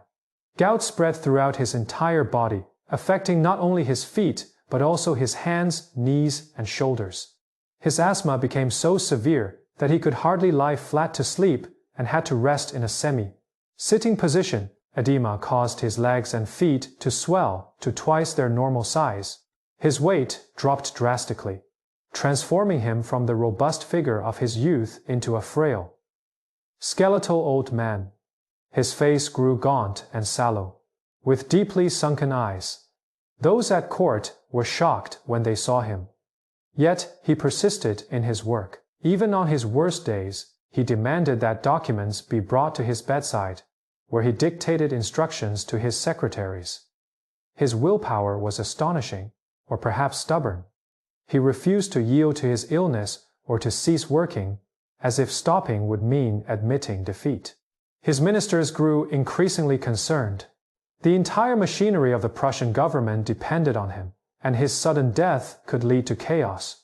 But when they tried to persuade him to reduce his workload, he refused to discuss it. He had devoted 46 years to Prussia, and he felt he had fulfilled his duty. In the spring of 1786, Frederick knew his time was running out. He began making final arrangements. Though he still refused to formally discuss the matter of succession, he wrote farewell letters to several old friends, adopting a tone that was calm and philosophical. Quoting Seneca and Marcus Aurelius, he spoke of death as an inevitable natural process. He expressed no fear or regret, only a profound weariness and a longing for rest. He sorted through his private papers, burning some letters and notes he did not wish to leave for posterity. He reviewed his will, ensuring all arrangements were clear. He showed particular concern for his dogs, both those still alive and those already buried in the garden. He instructed that, after his death, the living dogs should be well cared for, and the graves of the deceased ones should be maintained. This care for his dogs stood in stark contrast to his indifference toward human affairs. In his final months, he almost ceased receiving ministers and visitors. He spent most of his time alone in his room, sometimes reading, sometimes simply sitting quietly, gazing out at the garden. According to his attendants, he seemed to be waiting, without anxiety, without fear, just calmly awaiting the inevitable. In early August 1786, Frederick's condition deteriorated sharply. He began experiencing high fever, severe breathing difficulties, and periods of confusion. Although court physicians were summoned, they could do little but provide medications to alleviate his symptoms. Frederick drifted in and out of consciousness. During lucid moments, he still attempted to work, asking his secretaries to read reports to him and trying to make decisions. But his voice was weak, his thoughts unclear, and he often spoke incoherently. During unconscious periods, he would talk in his sleep, usually about significant events of his life: Küstrin, the Silesian Wars, the 7 Years' War, Voltaire.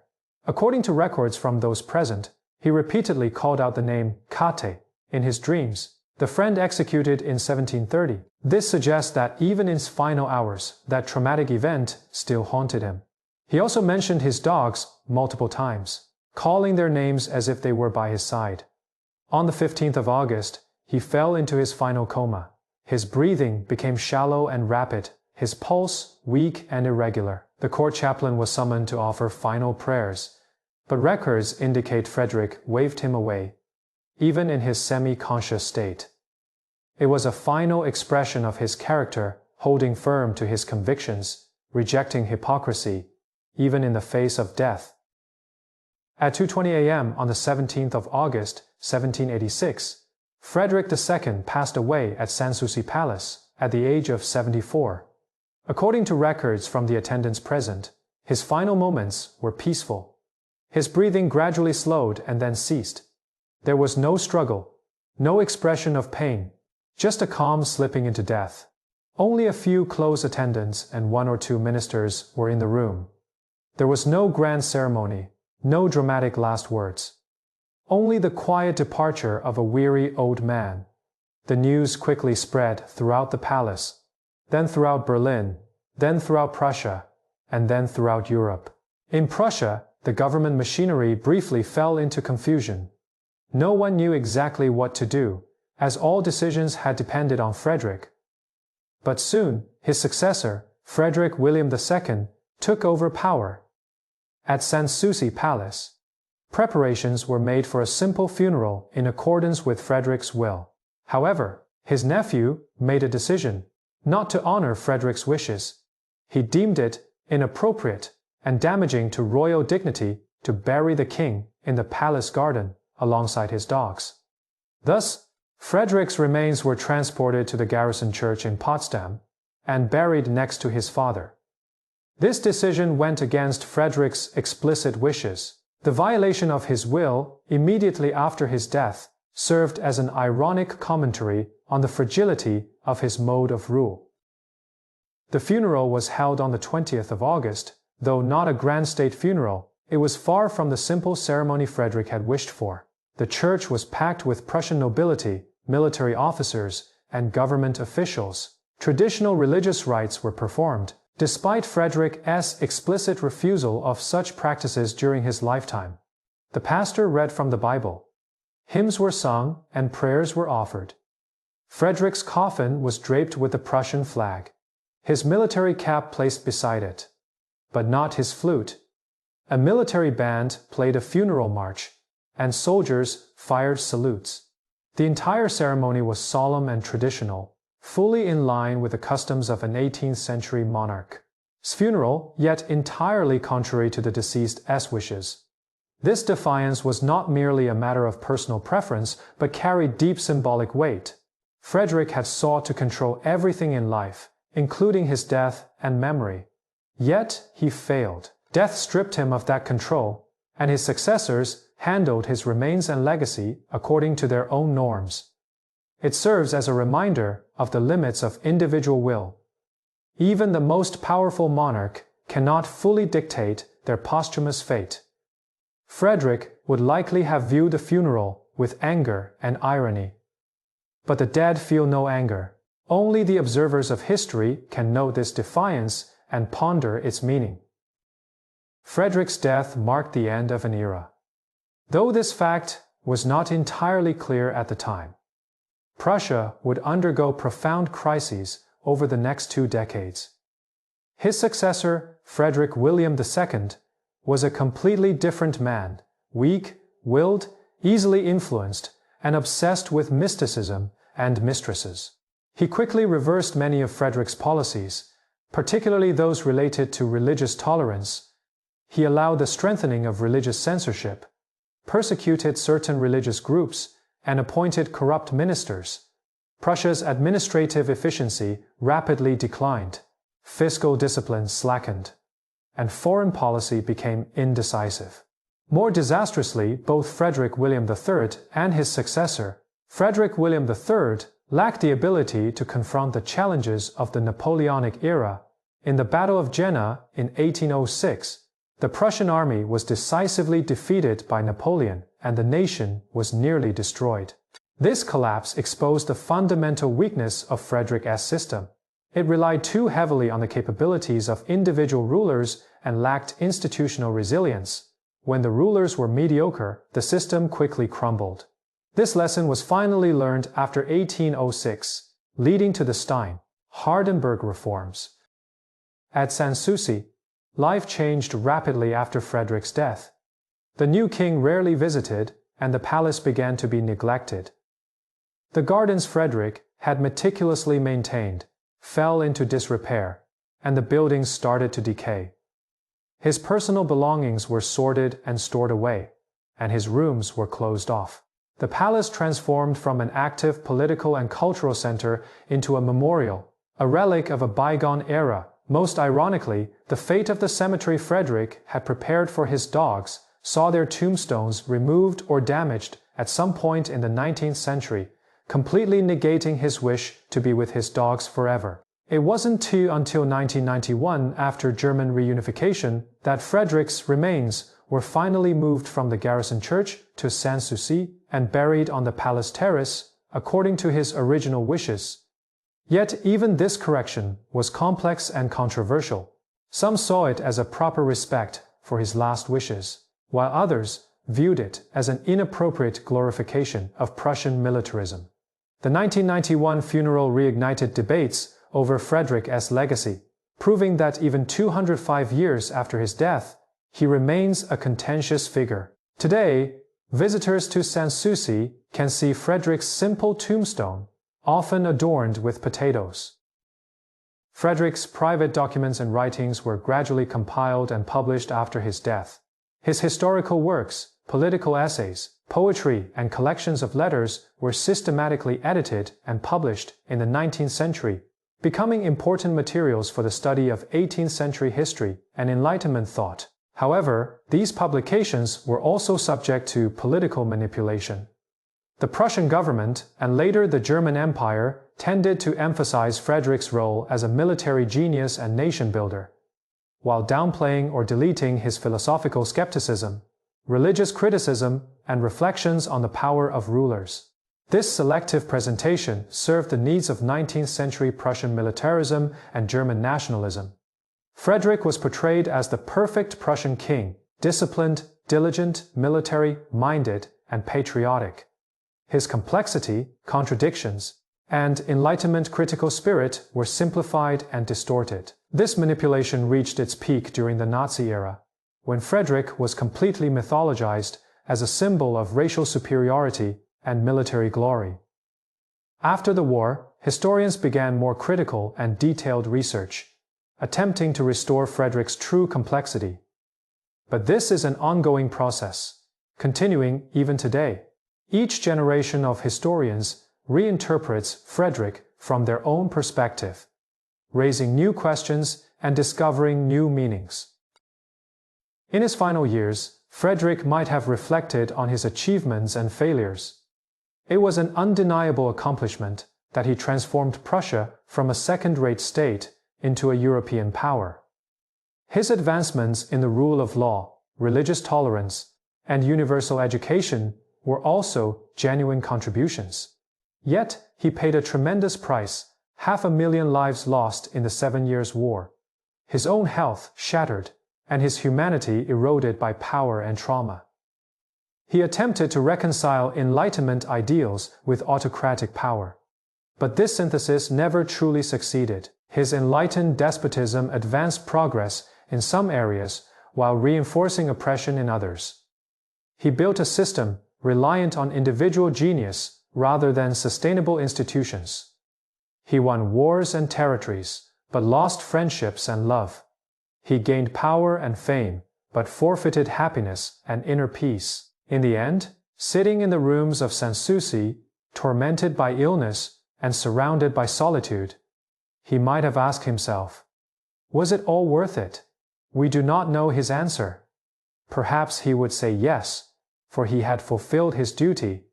Perhaps he would say no, for he had sacrificed too much.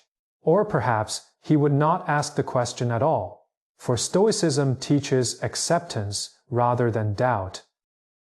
On the 17th of August, 1786, when news of Frederick's death spread across Europe, the reactions from various royal courts revealed the complex position of the Prussian king in international politics. In Vienna, Maria Theresa had already passed away in 1780, but her son Joseph II's reaction to the news was mixed. In a letter to his sister, he wrote, "The greatest king in Europe has died, though he was once the most dangerous enemy of our family." This assessment accurately summarized Frederick's contradictory legacy: brilliant yet morally questionable, respectable yet difficult to trust. At Versailles, the French court's reaction was cold. Louis XVI and his ministers remembered Frederick's repeated betrayals of France's alliances. In St. Petersburg, Empress Catherine II expressed sincere condolences. She called Frederick one of the most outstanding monarchs of our time, and ordered the court to observe 3 days of mourning. In London, George III's reaction was polite but reserved. British newspaper reports were divided. Some praised Frederick's military genius and administrative abilities, while others criticized his aggressive foreign policy. Overall, Europe's response was one of respect for his capabilities, but distrust of his character, admiration for his achievements, but skepticism of his methods. In Prussia itself, the people's reaction was also complex. In Berlin and other major cities, there were official mourning ceremonies, church bells tolled. Flags were lowered to half-mast on government buildings, and memorial masses were held. However, the emotional response of ordinary people seemed restrained. Frederick was not a popular king in the sense of being beloved by the masses. He never made an effort to win the people's affection or engage in populist gestures. His rule was efficient and just, but also cold and distant. People respected him, feared him, but did not love him. According to some observers, there was no spontaneous mourning in the streets of Berlin, no crowds gathering outside the palace. Instead, there was a strange calm, a sense that an era has ended, mixed with uncertainty about the future. In rural areas, peasants remembered Frederick's post, war reconstruction policies, and his promotion of potato cultivation, but they also remembered the cost of the war and the sons and husbands conscripted into the army. Their feelings were a mixture of gratitude and resentment. The reaction among intellectuals was even more divided. Some mourned the passing of a great patron of the Enlightenment, while others quietly celebrated the end of autocratic rule. Frederick William II was 42 years old when he ascended to the throne, a man whose character and abilities were entirely different from those of his uncle. Frederick the Great's assessment of him was harsh. "My successor will destroy everything I have built." This prophecy proved to be quite accurate. Frederick William II was not entirely incompetent, but he lacked his uncle's discipline, focus, and attention to detail. He was more emotional, impressionable, and hedonistic. He had a strong interest in mysticism and secret societies, particularly the Freemasons and the Rosicrucians.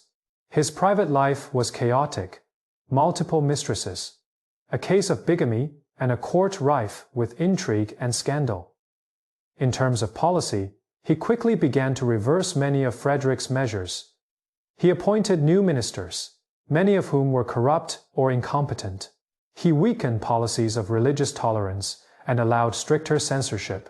He increased lavish spending at court and undermined fiscal discipline. In foreign policy, he was indecisive and lacked strategic consistency. He participated in the second and third partitions of Poland, gaining more territory, but these expansions did not translate into increased national strength. By the time of his death in 1797, Prussia's international standing had significantly weakened. When Frederick William III ascended to the throne in 1797, Prussia faced an increasingly challenging international environment. The French Revolution had erupted in 1789, and by the mid-1790s, revolutionary France had become the dominant military power in Europe. The victories of the young Napoleon Bonaparte in Italy and Egypt stunned the continent. Frederick William III was a cautious, conservative, and indecisive man. He deeply admired his great-uncle Frederick II and attempted to emulate his style, but lacked the necessary talent and character. The fundamental problem he faced was that the system established by Frederick was designed for the limited warfare and monarchical diplomacy of the mid-18th century, ill-suited to address the entirely new challenges brought by the French Revolution and the Napoleonic Wars. Revolutionary France introduced new concepts such as mass mobilization, nationalist fervor, and ideological warfare. Napoleon's military innovations rendered the tactics of Frederick's era obsolete. On a deeper level, the social and political changes brought about by the French Revolution challenged the very foundations of the old order. Prussia attempted to maintain neutrality between revolutionary France and the anti-French coalitions, a policy of hesitation that granted Prussia peace in the short term, but proved disastrous in the long run. On the 14th of October 1806, in the dual battles of Jena and Auerstedt, the Prussian army suffered a catastrophic defeat. Napoleon's French forces crushed two Prussian armies in a single day, resulting in approximately 25,000 casualties and 15,000 prisoners. This was not merely a military failure, but a systemic collapse. The Prussian army's tactics still largely followed the methods of Frederick the Great's era: slow linear tactics, rigid formations, and excessive reliance on discipline. While advanced in the mid-18th century, these were obsolete by 1806. The flexibility, initiative, and rapid mobility of the French forces completely overwhelmed Prussia's rigid tactics. A deeper issue was the decline in the quality of the officer corps. Most of the outstanding officers from Frederick's time had died or retired, and a new generation lacked combat experience, relying too heavily on rules and precedents. After the Battle of Jena, Prussia's collapse was total. Most fortresses surrendered with little to no resistance. By the end of October, French troops had occupied Berlin. The Treaty of Tilsit in July 1807 marked one of the most humiliating moments in Prussian history. Prussia lost about half of its territory and population, was forced to pay massive reparations, and its army was limited to 42,000 men. The disaster at Jena had profound psychological and political impacts. For many Prussians, it was a complete shock that forced them to question the entire state system. Frederick's legacy suddenly became complex. On one hand, he was remembered as a symbol of Prussian greatness, with his military genius mythologized. On the other hand, critics pointed out that it was precisely Frederick's system, overly centralized, reliant on a single ruler, and suppressing social initiative, that made Prussia so vulnerable in the face of new challenges. Reformist intellectuals and officials, such as Baron von Stein, Prince von Hardenberg, General Scharnhorst, and General Gneisenau, began to push for fundamental reforms. These reforms, gradually implemented between 1807 and 1815, came to be known as the Stein-Hardenberg reforms. Key measures included the abolition of serfdom, granting cities a degree of self-governance, reforming the education system, introducing a more open system for officer selection, establishing a reserve army system, and restructuring the central government's administrative framework. The goal of these reforms was to unleash social energy, strengthen national cohesion, and create a modern state capable of mobilizing the resources of the entire nation. This fundamentally differed from Frederick's model. Frederick relied on top-down control, while the reformers sought to build institutionalized capacity and social participation. However, Frederick's memory played a complex role during this period of reform. The reformers both criticized Frederick's system and utilized his legacy to inspire national resistance. Frederick was reshaped into a national hero not for his Enlightenment ideals, but for his resilience and ultimate victory in the face of immense difficulties during the 7 Years' War. The story of Frederick persisting in despair, fighting in isolation, and ultimately triumphing over powerful enemies became a source of inspiration for Prussia under Napoleonic occupation. In 1813, when Prussia joined the War of Liberation against Napoleon, Frederick's image was widely used in propaganda. Soldiers were told to emulate the spirit of old Fritz. Yet, this utilization of Frederick was selective and distorted. The real Frederick was complex, contradictory, and cynical. The Frederick of propaganda was simplified, idealized, and patriotic. The real Frederick would have questioned nationalist fervor. The Frederick of propaganda became a symbol of these ideas. This instrumentalization of historical figures is common in times of crisis. But it also distorts historical understanding, creating myths rather than memories. After Frederick William IV ascended the throne in 1840, the admiration for Frederick reached new heights. The new king, a romantic and history enthusiast himself, initiated large-scale commemorative activities for Frederick. In 1851, an equestrian statue of Frederick was unveiled on Berlin's Unter den Linden, one of the most magnificent public monuments in Prussian history. The statue depicts Frederick in military attire, mounted on a horse, exuding authority and power. This statue became a symbol of Prussian militarism and remains standing to this day. During the 1840s and 1850s, a vast number of biographies, historical studies, novels, and plays about Frederick were published.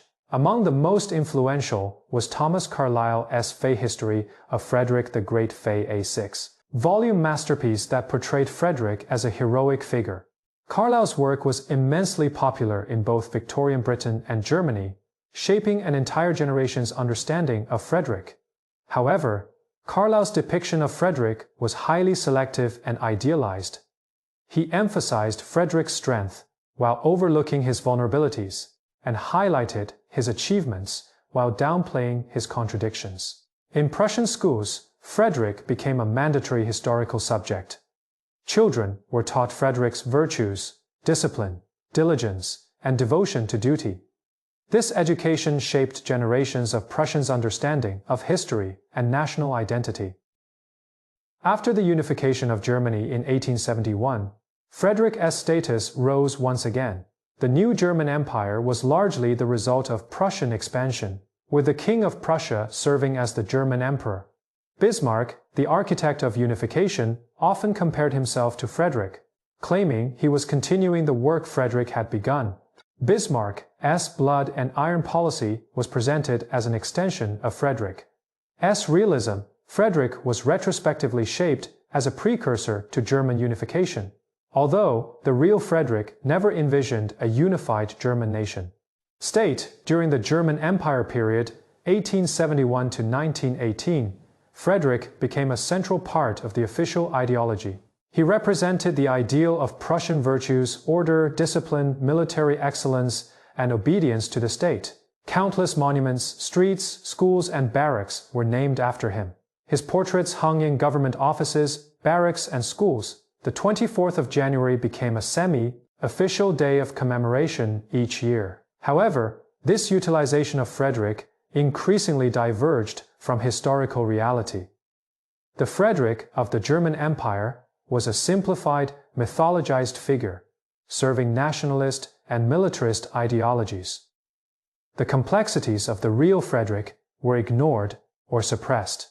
By the end of the 19th century, Frederick had transformed from a historical figure into a national myth. During World War I, Frederick's image was once again mobilized for war propaganda.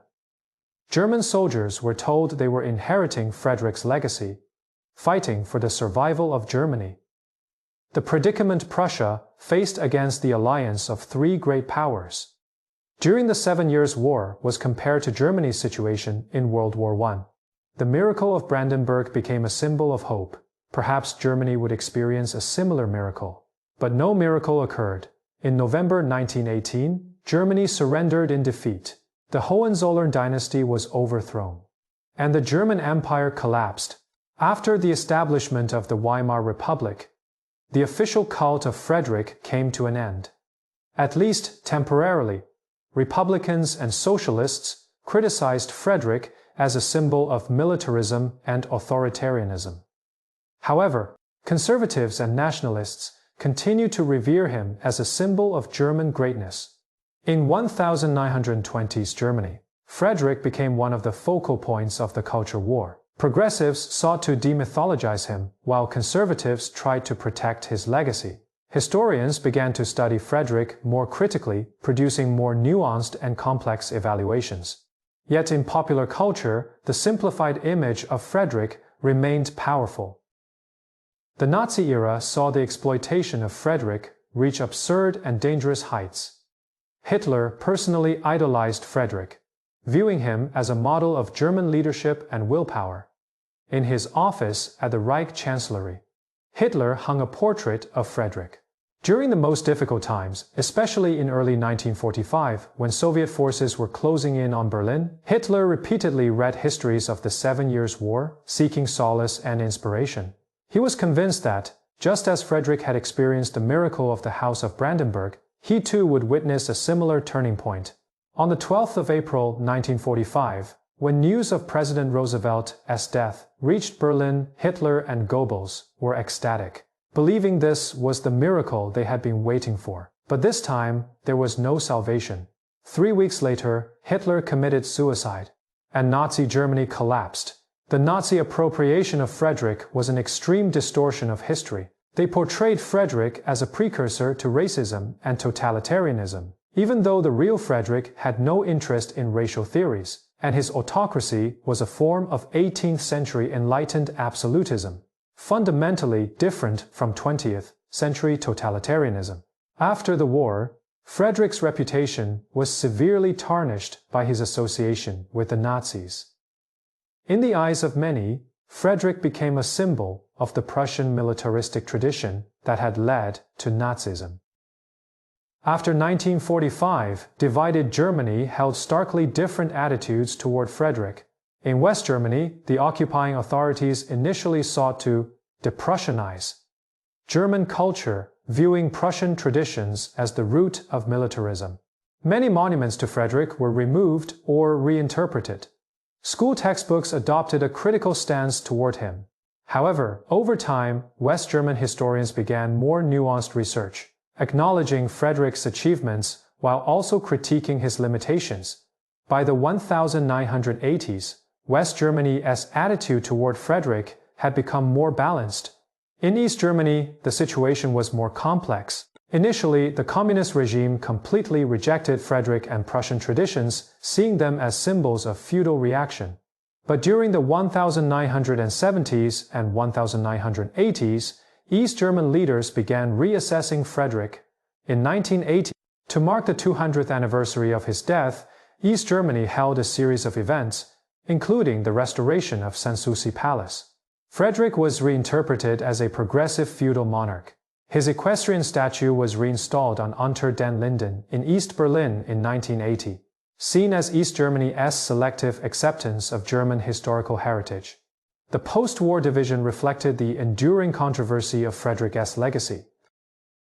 After German reunification in 1990, discussions about Frederick's legacy entered a new phase on the 17th of August. 1991, the 205th anniversary of Frederick's death, his remains were finally moved from the garrison church to Sanssouci, where he was buried on the palace terrace according to his original wishes alongside his beloved dogs. This reburial sparked intense debate. Supporters argued it was a proper respect for Frederick's wishes, while opponents saw it as an inappropriate glorification of Prussian militarism. The actual ceremony was low-key, attended only by Frederick's descendants and a few historians, with no military honors or official pomp. Yet even this subdued event symbolized unified Germany's ongoing struggle with its complex historical legacy. Today, Sanssouci is a UNESCO World Heritage Site, attracting hundreds of thousands of visitors each year. The palace tours do not shy away from Frederick's wars and autocratic rule, but also highlight his cultural achievements and Enlightenment ideals. Frederick's tombstone is simple, often adorned with potatoes left by visitors, a tradition that symbolizes what? Perhaps recognition of Frederick's practical policies, or maybe a humorous tribute. In any case, they remind us that historical memory is complex, layered, and full of contradictions. Germany in the 21st century is a mature democracy, fundamentally different from the autocratic Prussia of Frederick's era. Yet, Frederick's legacy persists in various ways within German culture and political consciousness. In academia, research on Frederick continues to thrive, yielding more nuanced and diverse interpretations. Historians no longer seek to simply label Frederick as good or bad, but instead strive to understand his complexity within the context of the 18th century. In popular culture, Frederick remains a captivating figure, with novels, films, and television series continuing to tell his story. In political discourse, Frederick is occasionally referenced, often as a symbol of certain German traits or Prussian virtues, though such references are typically symbolic rather than substantive. More intriguing is Frederick's place in European memory. In France, he is remembered as both a friend and a foe of Voltaire. In Poland, he is recalled as one of the aggressors who partitioned the country. In Austria, he is remembered as the archrival of Maria Theresa. These varied national memories remind us that historical figures hold different meanings in different contexts. Frederick's legacy remains relevant today, not because of specific policies or institutions, but because of the enduring questions his life raises. These questions concern the relationship between ideals and power. Can one pursue power while maintaining moral integrity? They involve the tension between means and ends. Can morally questionable actions be justified for the greater good? They explore the balance between individual capability and institutional development. Which is more important, exceptional personal leadership or sustainable systems? They probe the possibilities and limits of reform. Can change be imposed from above, or must it grow from below? They examine how trauma shapes leaders, how do painful experiences, both empower and harm, and they consider the solitude of power. Are those who wield great power destined for profound loneliness? These questions were pertinent in Frederick's time and remain so in ours. Frederick's life does not provide us with answers, but it offers a rich case study for reflection. In this sense, Frederick's legacy is alive, not because we should emulate him, but because we can learn from his experience. As we conclude our exploration of the evolution of Frederick's legacy, a clear pattern emerges. Each generation has reinterpreted Frederick according to its own needs and concerns. 19th century nationalists shaped him into a pioneer of German unification. The Nazis twisted him into a symbol of totalitarianism. Post-war critics saw him as the root of militarism. Contemporary historians seek to restore his complexity. All these interpretations reveal as much about the interpreter's own times as they do about Frederick himself. This is not to say that all interpretations are equally valid. Clearly, the Nazi appropriation of Frederick was an extreme distortion. But it does mean that any narrative about Frederick is told from a particular perspective. Recognizing this is not relativism, but a sign of mature historical consciousness. True historical understanding requires acknowledging the limitations of our own perspectives and remaining open to diverse voices. Frederick II will continue to be reinterpreted, as each generation finds new relevance in his life and asks new questions. This process will never be complete, nor should it be.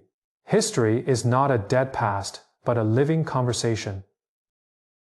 Looking back at the life of Frederick II from the vantage point of the 21st century, we are confronted not with a simple historical figure, but with a complex mirror. He sought to prove that reason could guide power, that a philosopher could be a king.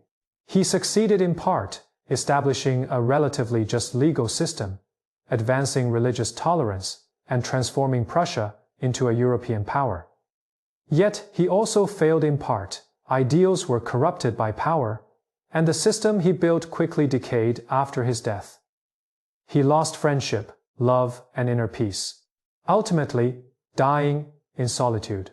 He was neither a hero nor a villain, but a deeply scarred individual, caught in the struggle between ideals and reality. His life raises more questions than it answers. Yet it is precisely these questions that keep his story relevant even 2.5 centuries later. The central dilemma of Frederick's life: can Enlightenment ideals be achieved through autocratic means? He demonstrated that rational laws, religious tolerance, and universal education could be implemented by an absolute monarch. However, he also proved that personal freedom, political participation, and critical thinking are inherently contradictory to autocratic rule. Kant defined Enlightenment as humankind's emergence from self-imposed immaturity, an active process that cannot be accomplished by others. Frederick's enlightened despotism contained an irresolvable internal paradox, attempting to impose values that require voluntary acceptance. This paradox remains relevant today, as many nations continue to struggle between authoritarian modernization and democratic development. Frederick was an extraordinary individual, but his genius also became a weakness of the system. The system relied too heavily on him personally, and it quickly collapsed after his death. This reveals a fundamental limitation of personal leadership. Even the most outstanding leaders will die, and systems without strong institutional support will crumble along with them. Frederick never seriously attempted to institutionalize his system, which was a fundamental mistake. Truly great leaders not only create achievements, but also establish institutions that can endure. He was an exceptional personal leader, but a poor institution builder. The fractured friendship between Frederick and Voltaire reveals the dilemma inherent in the relationship between power and intellectuals. Their friendship failed because the asymmetry of power corrupted equal exchange. In contemporary times, intellectuals still face similar dilemmas. Should they accept patronage from those in power or maintain independence? Collaboration with power almost always ends in disappointment, as power corrupts ideals and transforms critique into mere decoration. Yet, complete isolation also results in a loss of influence. The Küstrin incident left a permanent scar on Frederick's psyche. This trauma made him a successful ruler, but also prevented him from forming genuine human connections. Many successful leaders share similar traumatic backgrounds, experiences that create drive, but also emotional barriers. Frederick's life reminds us that leadership often stems from pain, yet unaddressed trauma can limit humanity and hinder true connection. Frederick possessed everything: power, wealth, fame, talent, everything, except genuine human connection. His closest companion was his dog. This loneliness was an inevitable outcome of his character and circumstances. Power creates distance, trauma builds defenses, and perfectionism fosters isolation. Many successful leaders face similar solitude, as their positions make it difficult to form authentic relationships. This loneliness deprives them of the most meaningful part of the human experience: true connection with others. Frederick gained a kingdom but lost his humanity. Frederick faced a conflict between moral principles and political necessity, consistently choosing the latter. This raises the dirty hands problem. Must political leaders sometimes do morally questionable things to achieve a greater good? This remains contentious in political ethics. Perhaps the key is that even if we must sometimes do morally questionable things, we should not lose the ability to make moral judgments. Frederick's problem may not be that he did morally questionable things, but that he ultimately stopped being troubled by them. Frederick could plan wars during the day and play the flute at night. This division shows that cultural refinement and moral character can be separated. An appreciation for beauty does not automatically make a person good. This challenges certain assumptions of the Enlightenment. Education and culture do not automatically improve morality. Moral development requires not only intellectual and aesthetic cultivation, but also empathy, a sense of responsibility and sensitivity to the suffering of others. Frederick's life offers us a rich case study through which we can explore the complexities of the human condition. His experiences raise questions rather than provide answers. Does reform require autocracy? Must leaders be lonely? Does power inevitably corrupt morality? There are no simple answers to these questions. Yet, contemplating them can deepen our understanding and cultivate our wisdom and judgment. This is the true value of historical study. Not to give us definitive answers, but to help us better understand the intricacies of the issues. Today, when visitors come to Sanssouci Palace, they witness a masterpiece of Rococo art. Yet they also see contradictions: a beautiful palace built on the labor of serfs, and elegant philosophical salons coexisting with brutal wars.